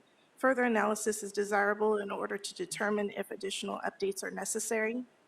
Third paragraph, last sentence should read, this event, in addition to July 29, 2025 tsunami advisory, which impacted coastal neighborhoods also lacking in adequate emergency evacuation routes, reaffirms the urgent need to continue to comply with AB 747 and update the city's emergency planning to reflect current realities.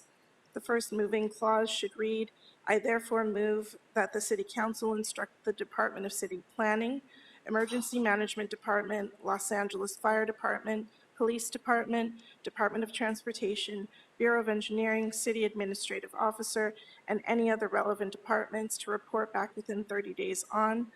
Item 1 should state the city's current status of compliance with AB 747, including a summary of the city's approach to evacuation planning. Item 3 should read a strategy or citywide approach to improve evacuation route infrastructure, signage, traffic control, and public education. Item 4 should read a timeline and funding strategy for completing any updates consistent with AB 747. Thank you, Madam Clerk, and thank you, Councilmember Park. I believe that was motion, along with substitute moving clause, was circulated before public comment. Am I correct? All right. Well, we will move then to adopt the substitute motion with the new moving clause. And item 10, we're going to approve to the acceptance of the donation. I'd like all these items to go on consent unless there is any objection. Seeing no objection, Madam Clerk, can you call the roll on those items? Councilmember Lee, Aye. Councilmember Price, Councilmember McCosker, Yes. Councilmember Soto Martinez, Yes. Councilmember Park. Yes. 5 ayes. These items are approved as recommended. Thank you, Madam Clerk. Madam Clerk, we are going to take now, I know that Chief Villanueva has an appointment. We're going to take item number 6. Can you please read that one into the record? Seven, Mr. Chair. Item 7. Item 7. Sorry, it is 6. Okay. Item 6 is consideration of mayor report relative to the extension of the appointment of Mr. Ronnie R. Villanueva as interim fire chief, Los Angeles Fire Department, for an additional 6 months. All right. Thank you, Chief, for being here. I know you're in a unusual position, filling in as interim fire chief. You helped us out, in a time when we needed someone to step into the role, and I want to thank you for your time that you've spent in that position. Would like to just hear a little bit about, from you about what sort of different priorities you've had over the last few months, seeing as LA has suffered, obviously, one of the biggest natural disasters in our history. Some things that maybe you have sort of moved your priorities towards. The floor is yours. Well, first of all, Mr. Chair, thank you so much, and council members, for allowing me this time to speak. Can you hear me now? Yeah. There you go. I'll repeat that then. Mr. Chair, council members, thank you so much for this opportunity to speak before you today. My priorities are very simple, is to provide the best professional service to the citizens of Los Angeles and all that live in the city of Los Angeles. My other priority is huge, which is paying my members correctly. Workday has been an issue, and we're working towards that. Right now we're in the discovery phase, working for procurement, and so hopefully we can have some resolution in the near future. Those are my two major priorities. Also, taking care of the members of the Los Angeles City Fire Department. And also, the other one that I have is working towards the next budget cycle. And I know that the city is in, we're hurting. And so I want to be able to work with budget and finance. I want to be able to work with the council members to make sure that we have parity and just taking care of the citizens of Los Angeles with our budget. Thank you, Chief. You know, we've looked into a lot of different technologies for LAPD recently, seeing that we've had a shortage, obviously, of police officers where we would like to be as a city. So we've turned to technology to try to help us combat. You know, in my district, the ALPR has been working really well. I know that there are different technologies out there for the fire department that I would love to see the fire department come to this committee with. I know there are drones that can be helpful in high fire severity zones. There's different things that are out there. We just saw a demonstration, I believe members for your department were out there on how to, you know, take care of brush clearance and different ways that we can do that on the hillside. So we'd love to see more things like that to help, obviously, help you do your job better and obviously keep the members of the city a little bit safer. Absolutely. I believe you're talking about our burn bot. That was, yeah, that's outstanding. Just a quick little note on some more technology that we're working with right now, and it actually came about with the Palisades, and that's Genesis. And we're working with LAPD. It's an application that will help us map out evacuation routes, areas. We can call out zones. We're working with LAPD with evacuation as well. We've trained with them. We have these footballs that have mapping in them that LAPD has and we have. And so if we need that, we need to put into action. Now we have this technology to be able to map it all out, and we can evacuate people much quicker. I'd love to see, you know, maybe a partnership between LAPD and LAFD. The drones that we're putting in through different parts of the city. We're piloting one in my district right now, Councilmember Blumenfield and I. Those can be also used to, you know, obviously, we know the demand on our firefighters. So if there are missing persons, you know, I have a lot of different climbing areas that we can send a drone in instead of risking the lives of our firefighters. You know, would love to have those conversations between the two departments and hope that we also, you know, we look at anything that we can do that this committee can provide to try to help make your job easier to keep our firefighters safe. Well, thank you. We do have a drone program ourselves. And as a matter of fact, I believe Councilmember McCosker, you're out there at the Alameda incident where we used the drone to keep our firefighters safe, and all that were in the area, all the city departments that were involved, we were still in fear of explosion. So that our drone went in there with the robot so that we could put it up on video camera and to keep everyone that was around safe. So truly believe in technology, and we'll definitely work with you, the committee, and with LAPD and any other city departments. And Chief, finally, I'd love, before we get on to questions from my colleagues, you know, we're going through a charter amendment where we're looking at what's something that's going to sort of dictate the next couple of decades here in the city of Los Angeles and give us those directions. Would love for, you know, you, and obviously I know that UFLAC will be a part of those presentations as well, to try to make sure that there are things in there, especially, you know, I'm hoping regarding staffing issues that I think we face here in the city of Los Angeles, and love that opportunity for the fire department to take this advantage of this opportunity to address the Charter Commission, to maybe address some of those needs that we have throughout the city. Absolutely. And I also have a very good working relationship with labor, with UFLAC and with the International Association of Firefighters. So absolutely, we will work on that. All right, colleagues, Mr. McCosker.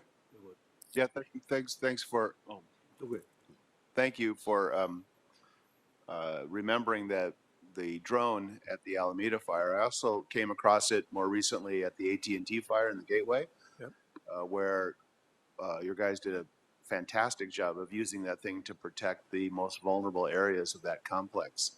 I did notice, though, that the drone driver is also a Coupa member, and so there's like dual responsibilities there, knowing that budgets are always going to be tough. That might be something to separate out to make sure that we have, you know, separate functions, separate individuals for the Coupa function and for the drone driver. I'm not trying to take something away from somebody, but it's such a critical function for safety of firefighters. And we do have other operators as well that we use for brush fires when we have our grass fires that we have. Yeah. So instead of having our companies out there for fire watch, We used to have, let's just say, for example, north, south, east, west, we'd have an engine company there on each side. Now we just have one engine company, if need be, and a drone operator. Yeah. So that we're not using resources. Yeah.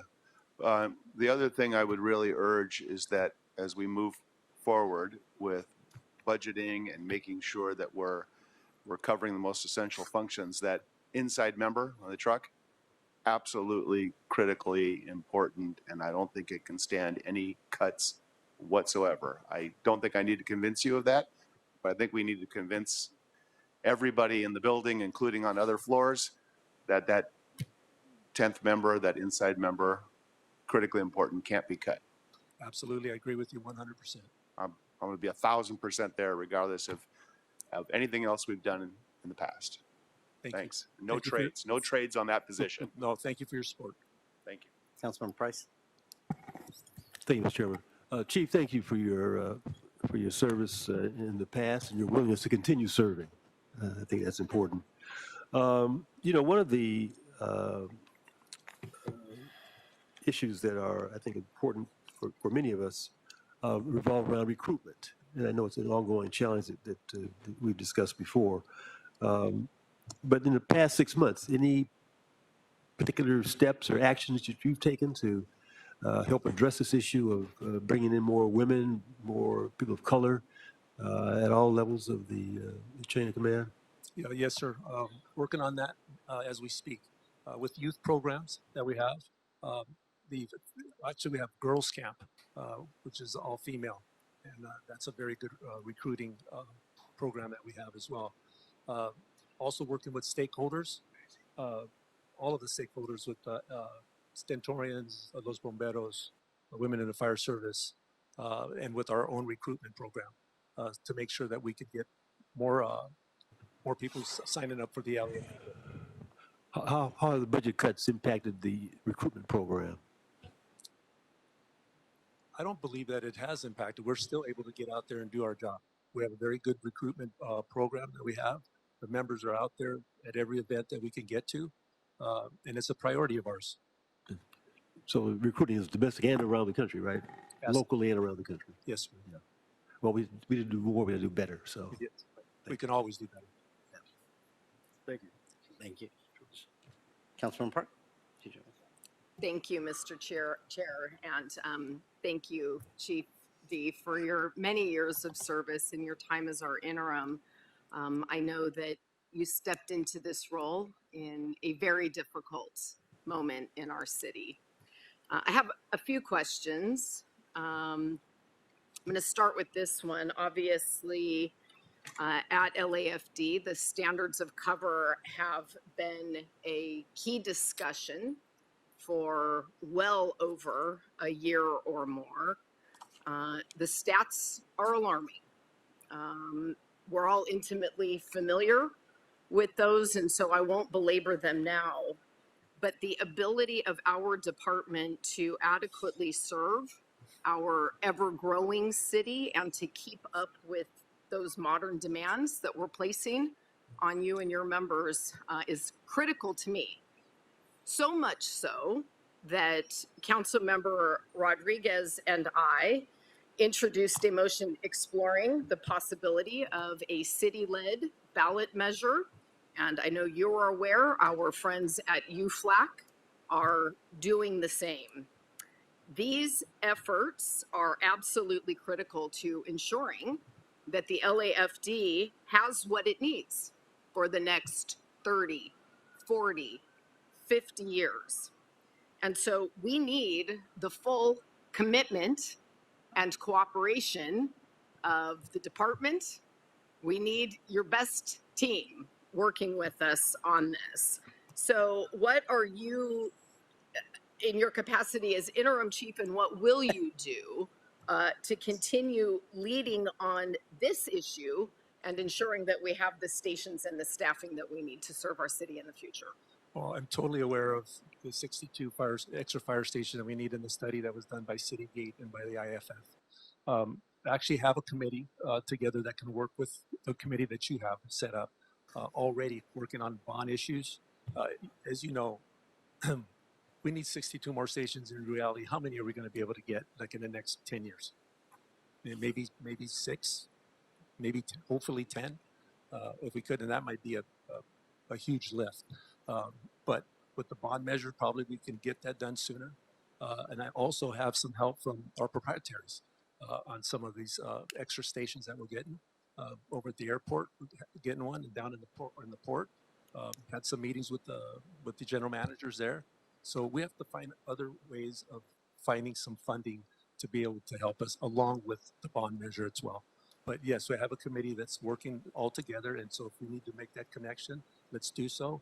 But we have to get ready. I believe that bond measure's coming up at 27 and 27. That's coming up. Yeah, so we'll be ready. All right, good, Chief. Glad to hear that we have your commitment and your support to help us see that effort through. I want to talk about homeless fires. The numbers are outrageous. About 17,000 a year, 50 a day. And I'm not picking on anyone, but over 700 already this year in the Sepulveda basement. What are you doing to lead on this issue of getting this problem under control? The Sepulveda Basin, all of it, is the problem, as you know. We've been out there recently. We have crews that are working. We have our crew 3, crew 4 that's going out there practically every single day. They've been cleaning areas out, which has been a mass improvement. You can see that the areas that have cleaned, there's probably been 300 to 400 homeless people that lived in that area, and it's reduced dramatically because of that. We actually need help. We need help from our city partners. We need help from Army Corps of Engineers. I know during the Palisades fire, they mentioned that they're the largest construction company in the world. We could use their help. And by cleaning that area all out, especially getting ready for the 2028 Olympics, this would be an opportune time for us to get in collaboration. Probably, possibly Congressman Brad Sherman may be able to help us. But that's what we need to do. And all the city partners, we need to come together and work together. Sanitation, Rec and Park, everybody that's involved with that Sepulveda Basin area. And we have alerts that we're going out to the deputy mayor.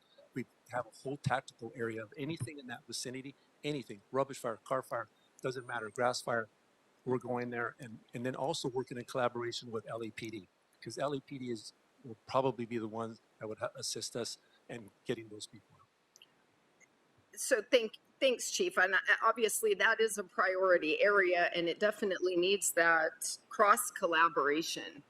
But when we are looking at the slow response times at LAFD, when I'm at the Metropolitan Fire Communications Center and I see the vast swaths of red around the city that have no resources, and I know that tens of thousands of homeless related calls that you all are responding to, my question is, what policy reforms are you guys in the department pushing for? What are the changes that you're pushing for in leadership to help cut those numbers down? The medical calls, the overdose calls, the mental health calls, the encampment fire calls, the exploding RVs. What are you guys pushing to change the policies to cut your own calls down and your own response times down? Our fast response vehicles, that's one. The APRUs is another. And the other that I got is the unarmed response team that we have out there. Matter of fact, I think their first day was yesterday in 65's district. That is helping immensely. And actually, if you could fund that even more, the unarmed model crisis response, that program would be helping us out immensely if it could grow bigger than what it is right now. That is taking the call loads off. Because some of our APRUs, when we have these huge incidents, they can go there with a physician and they can write people off against medical advice. And what that does is it frees up our companies. And the other part that we need to do as well too is a different deployment model. Where you have, possibly, I'll use this as an example, a hiker up in the hills, and maybe you just need an engine company and a rescue. And you end up getting the helicopters and you end up getting a whole mass of people there. We're working on that as well. And those are huge changes and those are algorithm changes as well. So it's a huge issue, just like the homeless issue, and that's what we're working on right now to make things better. Okay. One last question. You obviously know this. On January 7th, Pacific Palisades was devastated in the worst disaster in our city's history. What has changed since January 7th? Well, I could tell you that I wasn't there on that day. This is no excuse. I did come on board on February 21st, and since then, I've been making changes to the issues that needed to be addressed. For example, the mapping that we've done for evacuation, having evacuation drills, training, that's been a huge. Our deployment models for grass fires, brush fires, and I'll give you an example. We have a deployment matrix that before it used to be kind of like we would say, how many people do we need today? Let's put these people here, here, here, here, and here. Now we have a matrix that says it's defined who you're going to put where, the resources that we're going to have. As a matter of fact, I still use a bit of my own experience and the experience of the administrative operations and our bureau commanders, our command staff, to where, for example, the protests that we had, it didn't fit the matrix. But I had a deployment model that day that I would have on the heat day that we just had here back then. Didn't meet the matrix, but still put enough resources out there to have a huge response for any kind of incident that we had. Thank you. Thanks. I hear the questions. Thank you, Mr. Chair. Councilmember Soto Martinez. Thank you so much, Mr. Chair. Chief, thank you so much for coming here today. And I just want to say that, you know, when I first came to council, we were bidding you goodbye after many years of service. You went into retirement, and I deeply appreciate you coming back in a very difficult time. And I will be supportive of you today. And I agree with many of the comments, the questions that were done by Councilwoman Park, especially about the coverage and the morale. And you know, I view it similarly or a little differently. I really try to look at it through the perspective of the worker and how they're feeling supported. And so the only thing I would say is that you know, should you be reappointed, you'll have another 6 months. You'll probably have another crack at forming the budget requests that come this year for the department. And so I think those are certainly areas to look at. Many of the things that Councilwoman Park mentioned, the vision about what we do for homelessness, you know, I would strongly advocate that the way we solve that is by housing people.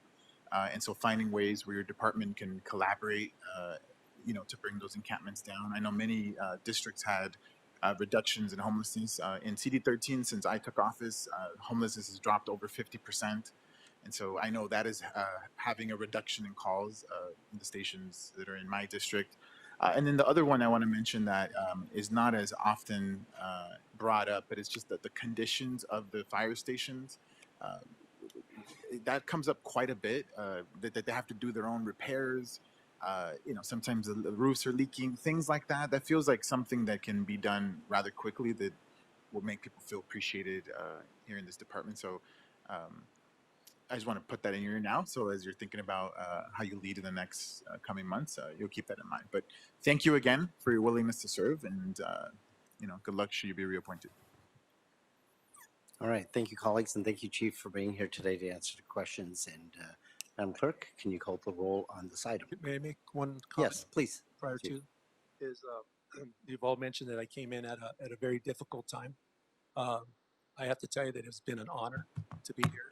I had nothing but the biggest smile back on my face to be able to come back to this and serve the citizens of Los Angeles and to serve the fire department. So I'd like to thank you for this opportunity and go for your vote.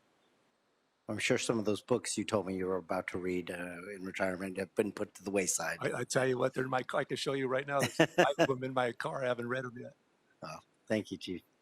Madam Clerk? Councilmember Lee, Aye. Councilmember Price, Councilmember McCosker, Yes. Councilmember Soto Martinez, Yes. Councilmember Park. Yes. 5 ayes. This item is approved. All right. Thank you, Chief. Thank you. Can you, Madam Clerk, can you read item number 4 into the record? Item 4 is consideration of mayor report relative to the reappointment of Dr. Errol Southers to the Board of Police Commissioners for the term ending June 30th, 2030. All right, is Mr. Southers here? I believe he's, all right.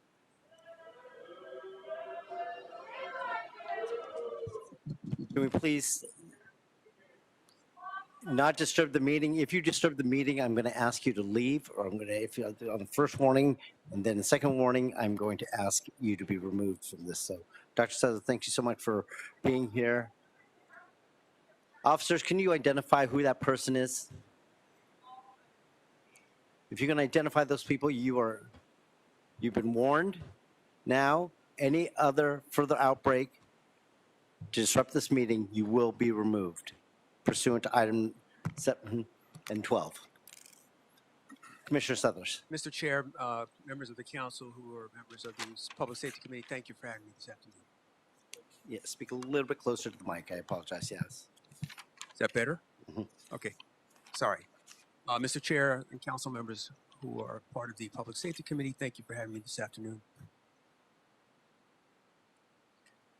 I'm sorry, Ms. Southers, you standing up, if you can just sit down because you're blocking the view of some of the other members, that is considered disrupting this meeting. If you could do so.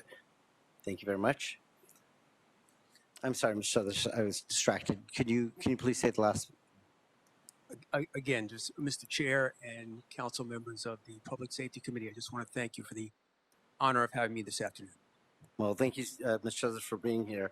You know, I have some questions, and I think my colleagues do too, you know, obviously regarding your reappointment to this. So, you know, on your time on the board, what specific sort of oversight actions or policy changes do you believe have most improved LAPD's accountability? Well, the first one I would speak to is the ABLE program, which is the Active Bystandership for Law Enforcement, which my predecessor, President William Briggs, brought into policy.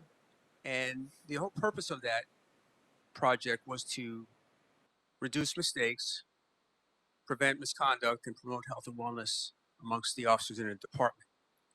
The other thing that we've moved into and pushed since I've been there are the de-escalation during use of force incidents. I can tell you that in closed session, when we adjudicate categorical uses of force, those are things that we examine quite closely, along with the Force Investigation Division. We have also worked very closely with a recently adopted drone policy. And in the development of that policy, there was strict attention paid to First Amendment activities that might occur, as well as the efficiency of police response and officer safety. Those would be the top three, although I would say that for the first time since I've been a commissioner, we've had several meetings where there were no closed items for categorical uses of force because the schedule has been quite efficient. We've been able to move rather expeditiously and been on time with regards to getting things to the commission for adjudication much faster than when I first arrived. Thank you. So how do you balance the board's duty of as a civilian oversight committee with LAPD's sort of leadership operational independence? That's challenging due to my background where I have specific knowledge about certain activities, having performed those duties as an officer myself. So I've personally leaned in, but at the same time, I've wanted to share opinions in a way that didn't diminish or compromise the autonomy of those units within the department that are responsible for that.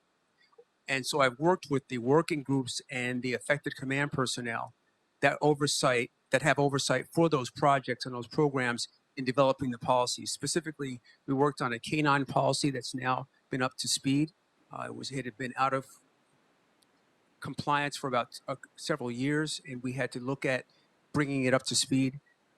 I have a lot of knowledge with K-9s, and so we were able to work on that. And then also, again, the drone policy. We paid strict attention to some items there that could have been problematic. We did a comparative analysis of most of the agencies in Southern California that have drones already that influenced our policy making. But again, there were several iterations of that draft that went back and forth between the commission and the department to come up with what we have now, which we believe is a working policy that will ensure that we have First Amendment rights that are intact, as well as being able to operate efficiently in response to calls for service. So, Dr. Sanders, when you were first appointed to the board, and I have it here, you stated your vision for the LAPD to be centered on a whole of community approach to public safety, emphasizing community engagement, data-driven strategies, and a focus on community partnership and addressing root causes of crime. You also said that the vision involves enhancing transparency, accountability, and proper training to build trust with a particular focus on positive youth interactions and understanding community needs to achieve more effective public safety. Can you talk about those things and what you see for the future if you are reappointed by this commission and council? Well, most importantly, again, I've been able to go out and have meetings. I've met with all of you. I've had meetings in a number of the council districts. I've been heavily involved in the recruitment. As you know, the attrition in the Los Angeles Police Department is outpacing our hiring. We had an almost monthly hiring mixer at the Amundsen Recruit Training Center in Westchester. I attended almost all of those over the last 2.5 years. And each time when I'd go there Saturday morning at 8 o'clock in the morning, there'd be more than 100 people from across the country who want to be LAPD officers. We don't have a recruitment problem. We don't have a marketing problem. We do have a hiring problem. I spend quite a bit of time with youth groups and community groups, and especially those out of the Community Safety Partnership. As a result of that, I've been able to connect with the young people in those areas, with their parents. Just this past week, I had 2 young men who want to be business and finance majors as a result of the Project Blue project that's run by LAPD. I've worked with faith-based groups. I had very successful meetings both at the mosque and the synagogues in the area over the past 2.5 years.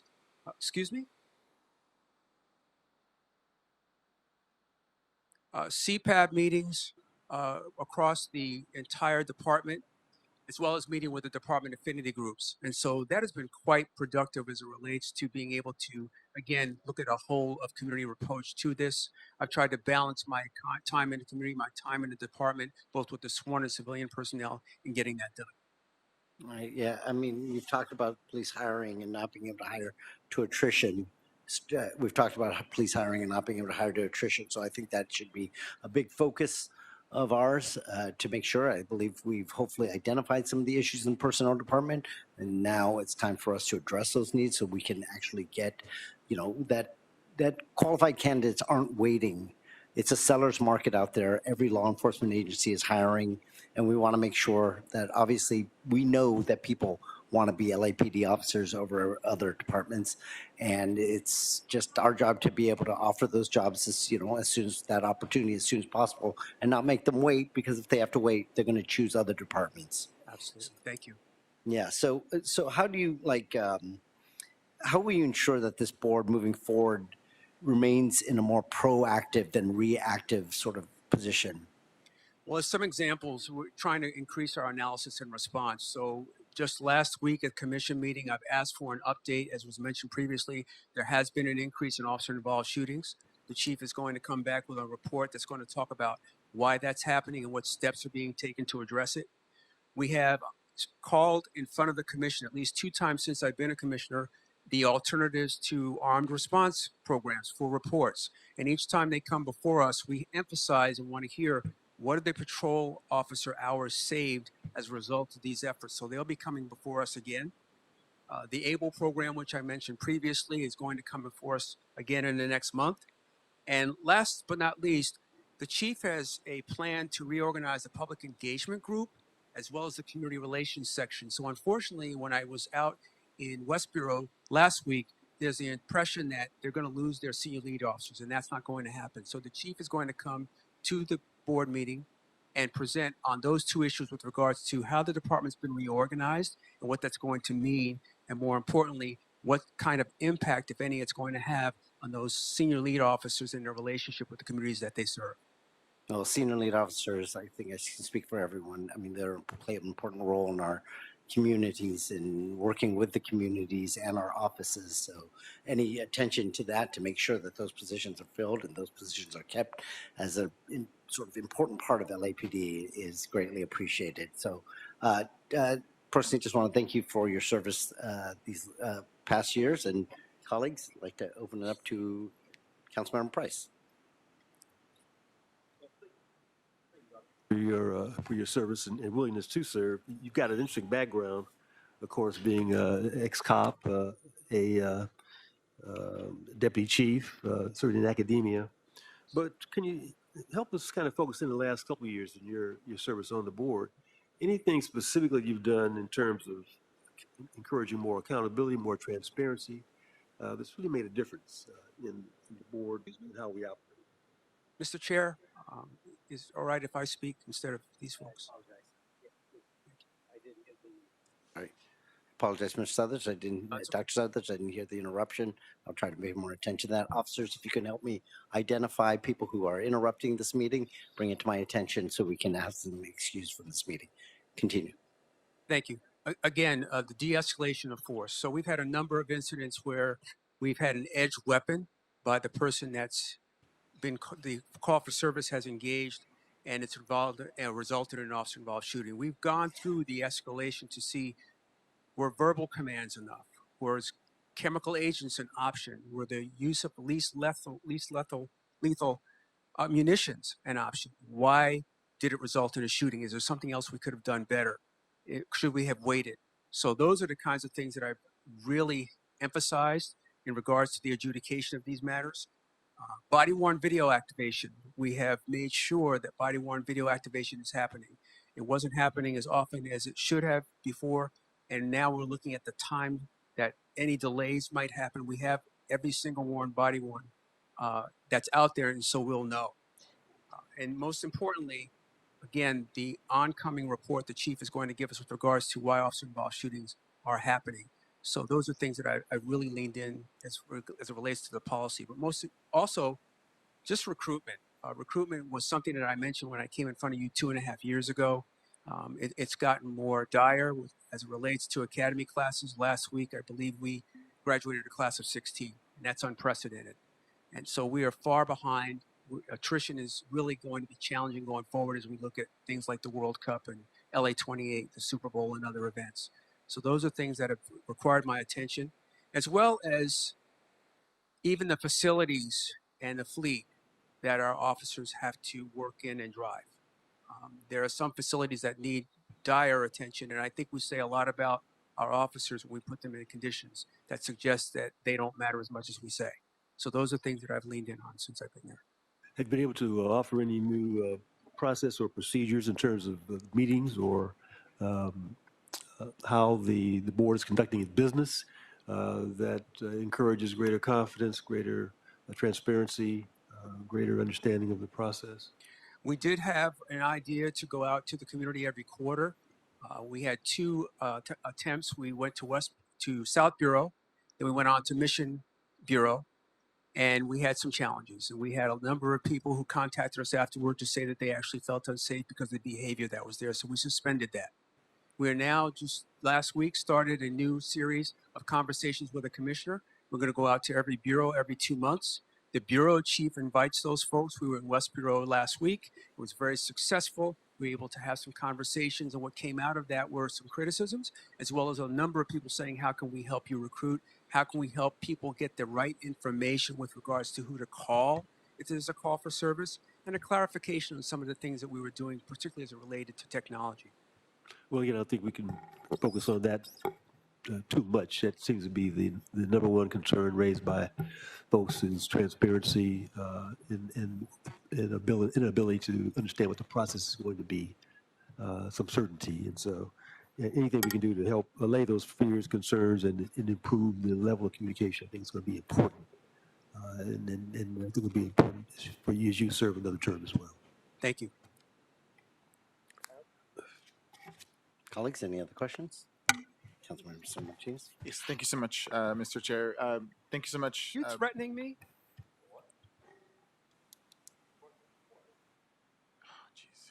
I'm not going to stand here and have you say that. Apologize, Mr. Southers. I can't hear anything. But officers, can you please remove him? He's created a distraction again. Can you just have him? Can you please ask him to remove him?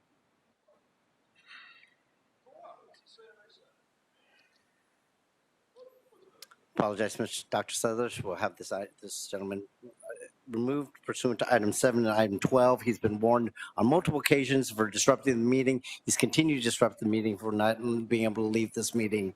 So can we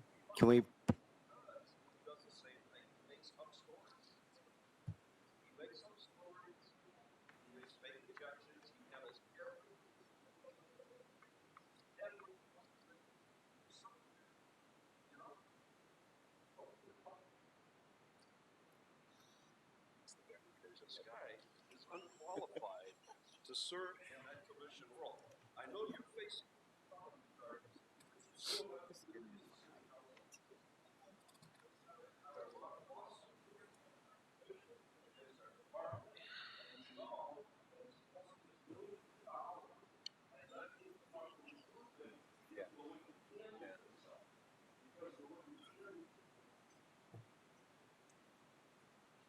Thank you, Mr. I Chair. apologize, Dr. Southers. Please continue. Thank you so much, Mr. Chair.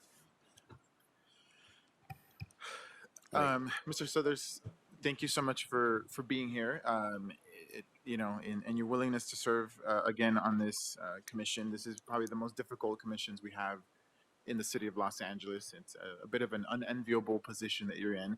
So I just want to start off by that. The last time you came before this body, I focused a lot on our model of crisis response. That at the time was the issue that was most pertinent and that it needed to get a little more traction in the city. After many pilot programs and a lot of discussions and the 2020 uprisings, it felt like the political moment was correct to do that, and I'm very happy to see that move along. I see the CAO's office is here, who's been working on this with you hand in hand. And so I just want to ask you again, regarding UMCR, the unarmed model of crisis response, the rollout of that, what are your thoughts on that rollout? What can be improved? Do you have any, a vision to expand that? Just give us an understanding of your analysis of this program. Well, Councilman, first, thank you for your support of that program. There's two real issues as it relates to the enhancement and rollout. First item is triaging those calls to make sure we're getting the right people to those calls in a situation or an environment that's safe to them. Unfortunately, that leads to the second problem, which is I spoke to a number of clinicians and folks who are in those programs, and they're having a very difficult time recruiting. And when I ask them, what's the big concern? They say safety. And so, although the resources may be available to hire personnel, those types of persons who might be clinicians in environments, or I should say situations like that, are opting to go elsewhere, as opposed to being in a organization that responds to police calls for service where they could go out in a safe place and be able to provide the resources people need. So you say they're citing safety? They're saying that they don't want to be placed in a situation that may become unsafe. And so, as opposed to perhaps being with an organization that would work in our unarmed response calls, they would opt for another organization where it's perhaps in a hospital, perhaps online, but some other opportunity. And so that's what I've heard from a number of people in those organizations who said it's been hard to recruit and hard to hire. Mm-hmm. Okay. Even though I believe 90-something% of the calls have not needed police backup, even despite this sort of statistics. Agreed, and I would love to see us use it more often because, as you know, 90% of those calls may not require an armed person, and a third of those calls involve a person that's suffering from some mental challenges, and so their services and their resources are direly needed. Okay. As Chief Villanueva, I think he's gone, mentioned that as one of the ways to also help the LAFD redirecting some of those calls. So I hope we can work through some of the challenges that are coming with UMCR. And regarding the sharing of data on these calls,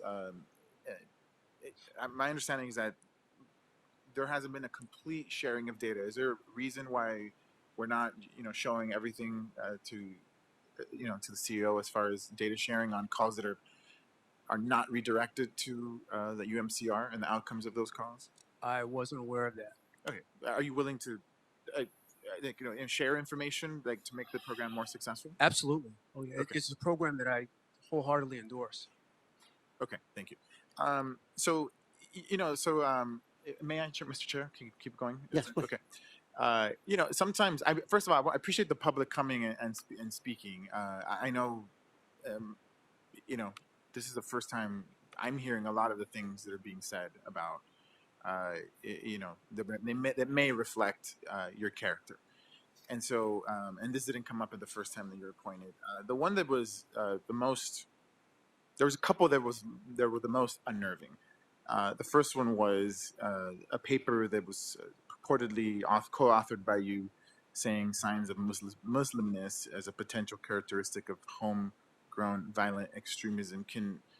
And again, we're researching on the fly. We're asking for more information, but there is what appears to be a document that speaks to that. You're also, just to be fair, you're also speaking about white supremacist terrorists in that same line. So I just want to be fair about that, which I believe is the bigger problem in America. It's not people who are so purportedly Muslim. But can you just speak to why did you write that? And can you explain the reason for that? Well, first, council member, I don't know if I've ever used the term Muslimness in my life. So if you found it there, I didn't write it. Well, I have it. Let me read it to you. Okay. It says, an American who embraces a Muslim identity ideology within the United States is a homegrown violent extremist, comma, and so too is an American who embraces an ideology positing racial superiority, advocating violence. Okay. And again, we're trying to get the information, so I'm asking what I have in front of me. Sure.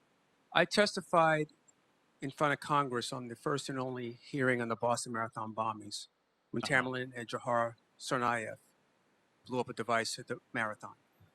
During that testimony, I made it clear that they were American homegrown violent extremists.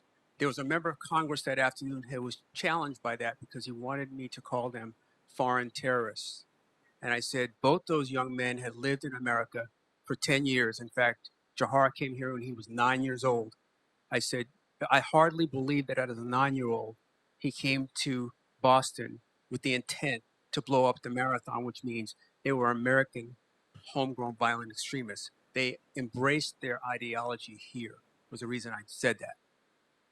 That's the clarification on that remark. And that's where it came from. And as you said, I covered white or Christian identity extremists in my research, Muslim extremists in my research, which was highly informed by a 6-year project I did in Minneapolis, along with Congresswoman Ilhan Omar before she even ran for city council, who greatly informed my work, as well as Muhammad Ahmed, Omar Jamal, and other really well-known figures in that community because I spent 6 years there. All that work was informed by them. Everything I wrote was edited and or reviewed by them before the report went back to the Department of Homeland Security and before I wrote my book. And it says, so I'm just reading back because it says, an American who embraces a Muslim identity ideology. What do you mean by that? Is it cited in other parts of this testimony? It's the same as Christian identity, meaning from the extremist part of the religion, which was made clear to me that obviously is not the religion, nor is it the religion of Christianity, when they're embracing an ideology that is not only violent, but one that's extreme. And that's what was meant by Christian identity, Muslim identity, and other various number of identities that I talked about in the research. But that conversation and that testimony reflected back on what I had said at the Boston Marathon bombings, which is why they wanted that comment and clarification, because I was talking about the Tsarnaev brothers. Okay, thank you for clarifying that. And the last sort of string of questions. The other thing I've been sent, or I was sent, is regarding the USC valedictorian Asna Tabassum. What role, or any, did you play in preventing her from speaking at her commencement ceremony? I wouldn't qualify it as Well, I playing said, a if role any, in her that's what I'm prevention saying. of Did you speaking. play a role, if any? I'm an associate senior vice president there for safety and risk assurance. I have a number of the departments that I'm responsible for. as well as a threat team, a risk management team, the law enforcement component, the fire safety component, environmental health and safety component, and the Office of General Counsel. We put together a risk analysis, provided that to the university, and the university made a decision she was not going to speak. And so you're assessing. You say you're assessing threat. Part of a team that assesses threats at USC. That's correct. So it was a team. It was a team. And are you able to share what your opinion was of preventing her from speaking at a ceremony? No, I'm not. Okay. You know, it's again, and I also want to let the public know that you have always made yourself accessible when things come up, especially in these really unprecedented moments, which I don't think anybody has. When I mean unprecedented, I'm talking about the federal militarization of our city. I don't think anybody has the recipe for how we fight back against this fascist, corporate fascist white nationalist that's sitting in the White House right now. And we've had private meetings where we're trying to figure out what to do, and I do want to say that publicly and acknowledge that. Thank you.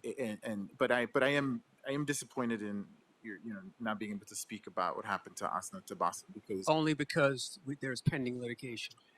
Yeah, and I respect that, and I get that. You know, I will speak for myself. I'm in the unfortunate position to try to make a decision on your reappointment with a ton of information getting here, and you know, I think I need to suss out. And so I don't know where I'm going to land on this right now, but I do want to thank the public for coming and bringing these issues to light.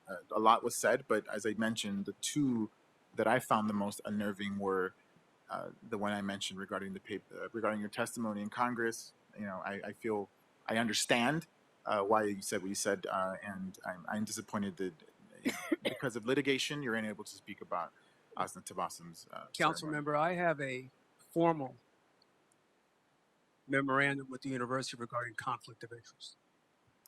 And when I am here, I'm a member of the Board of Police Commissioners. When I'm down the road, I'm an associate senior vice president, which is why decisions that were made, even involving the Los Angeles Police Department, I was not involved in at the university because that would have been a conflict. And unfortunately now, because of litigation, there are things that will be presented, as you well know, that I would love to speak to, but unfortunately I cannot speak to those. No, I understand. I appreciate you saying that, and that's why I said unenviable position, right? You're a commissioner. You want to serve your city. I do believe you want to do what you think is right, and you know, these things come up. But I understand what you're saying. And Councilmember, if I may, I appreciate your honesty. 2.5 years ago, we had an interesting conversation about the robot dog. We sure did, yes. And again, you were honest then. I know you'll do what's best for the city. I only want to do what's best for the city, which is why I serve. Yeah. Thank you so much, Doctor. All right, colleagues, any other? Sure. Thank you, Mr. Councilmember. Chair.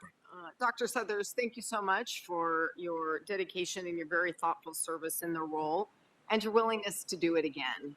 This is obviously a really important moment in our city's history and a challenging time with a lot of big opportunities ahead. One of them, of course, is the Olympics. There are other major events coming as well.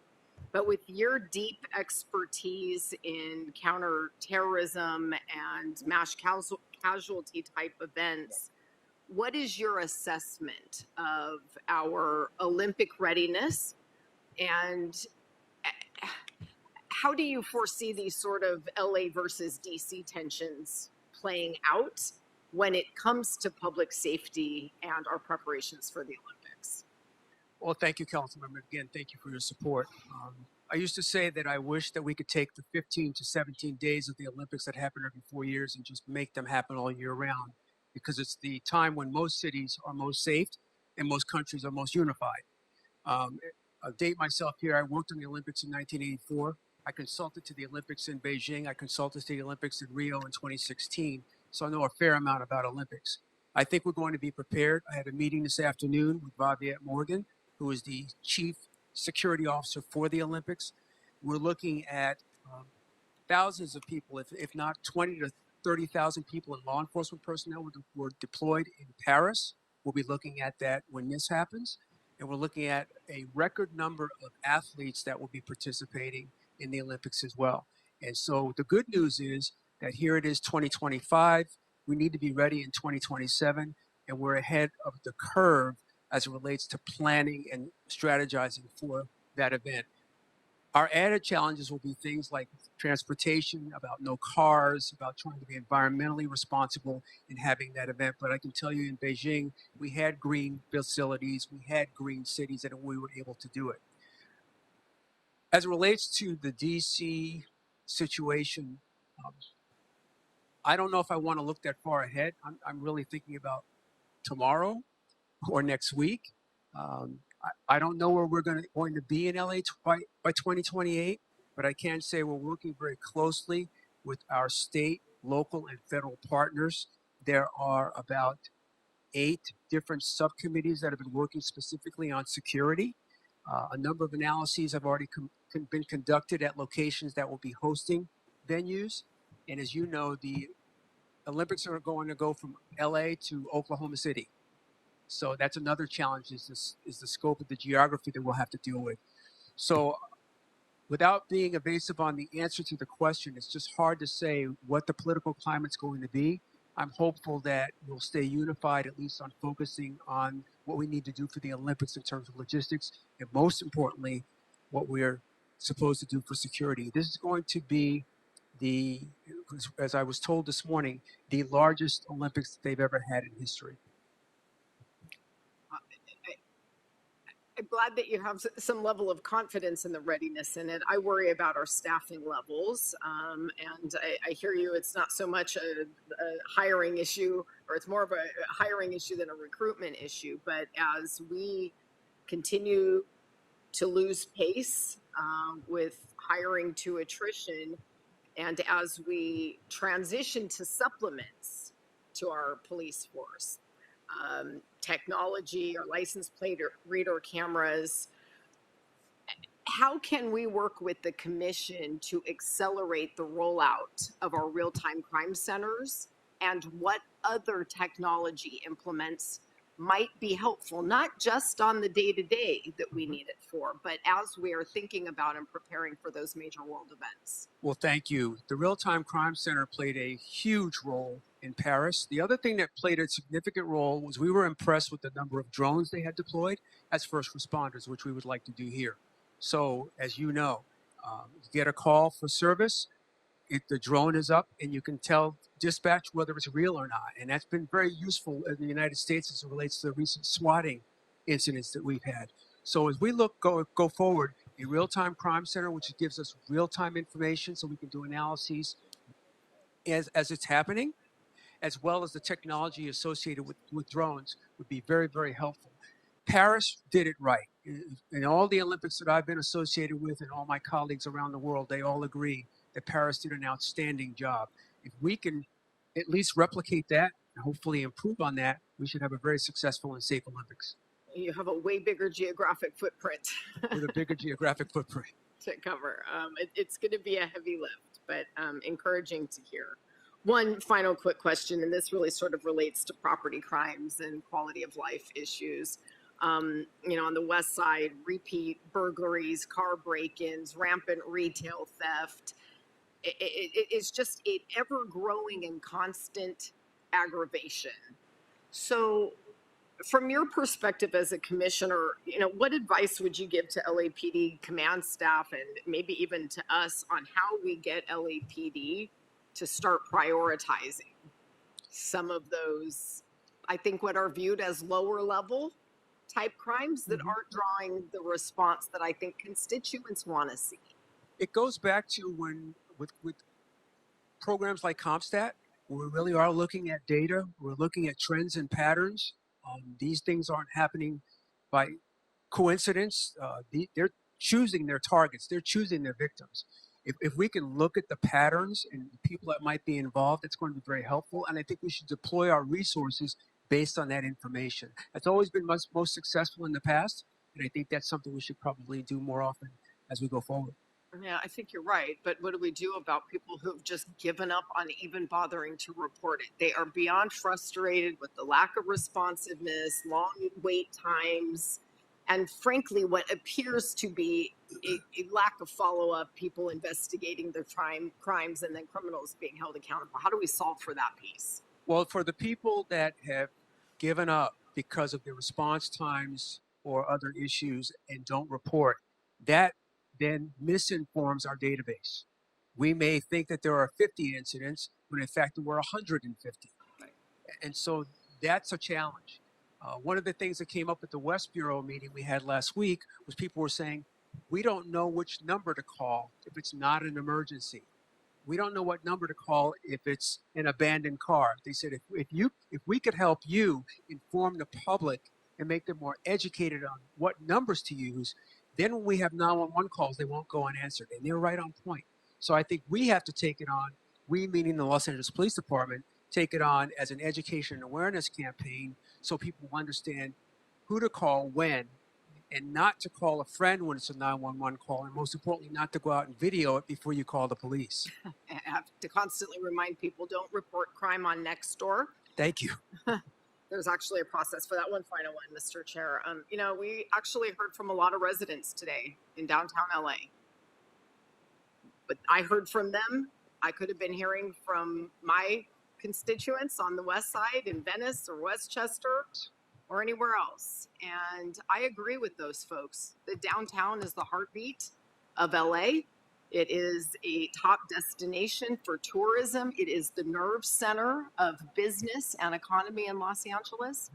What do we say to people that are literally here begging for help? And I've never met any of these folks before. What do we say to them? Well, I won't speak on behalf of the chief, but I do know the chief reports to us. We're going to make him more aware of this. It doesn't matter what crime stats say if people come here and say they can't walk outside. That says everything it needs to. And so that's something that we'll be talking to him about. We'll have to look and see, is there a deployment issue? Is there a resource issue? Is it a call for service? Can we put specialized units in these areas? We have task forces for everything. We do. And so why not? And just step on it until it stops. Thank you for that. Thank you. Thank you for that and your willingness to serve. I don't have any other questions. Thank you, Mr. Chair.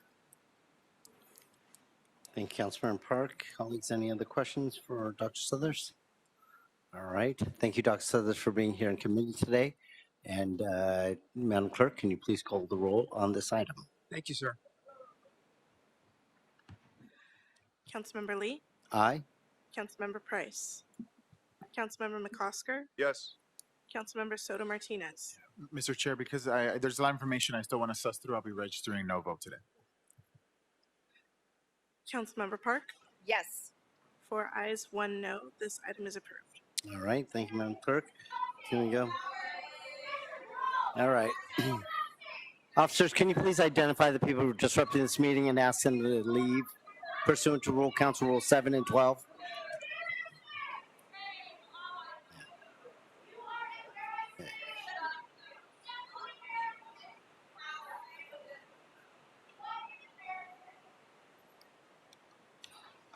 All right.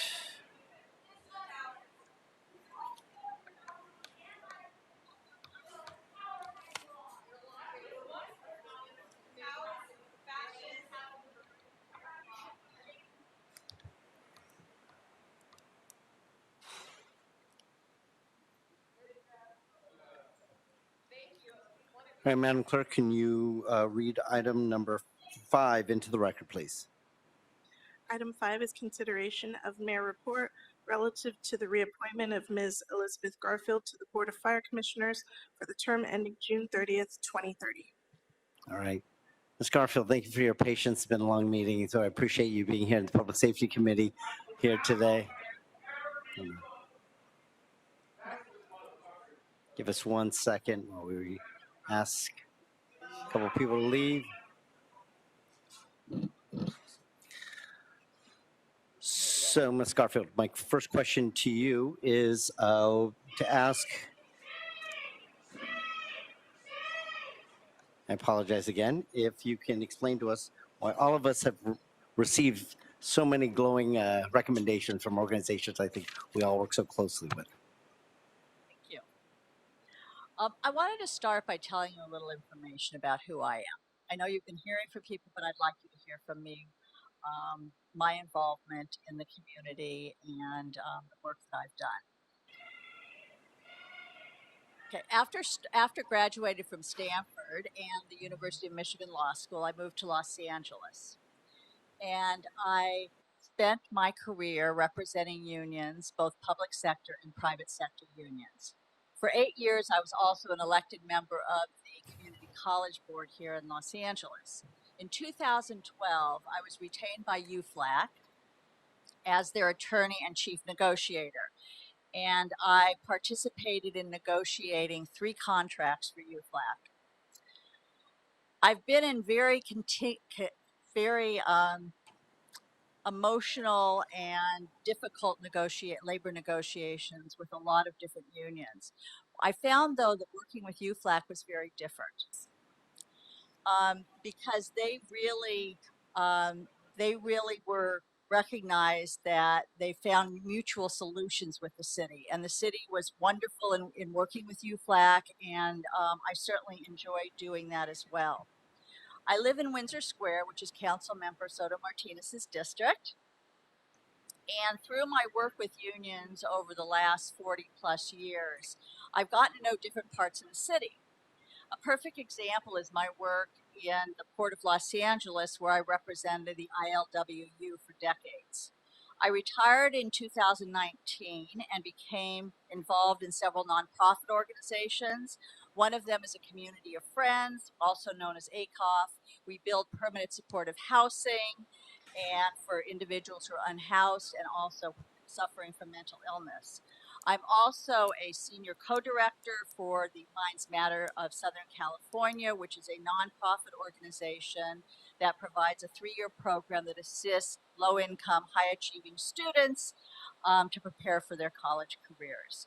I also serve on the advisory committee of the Stanford Clayman Institute for Gender Research, which is an organization I helped found when I was in college. I'm very excited about the prospect of joining the Fire Commission. I'll be stepping into a role in which I can use the skills I've learned professionally as both a fighter and a diplomat. I recently met with 20 firefighters at Fire Station 10 downtown. They were very frank about the issues that they see in the fire department. We had a really excellent conversation about that. And once again, there is plenty of good work to be done, and I look forward to being part of a stronger fire department to serve the people of the city of Los Angeles.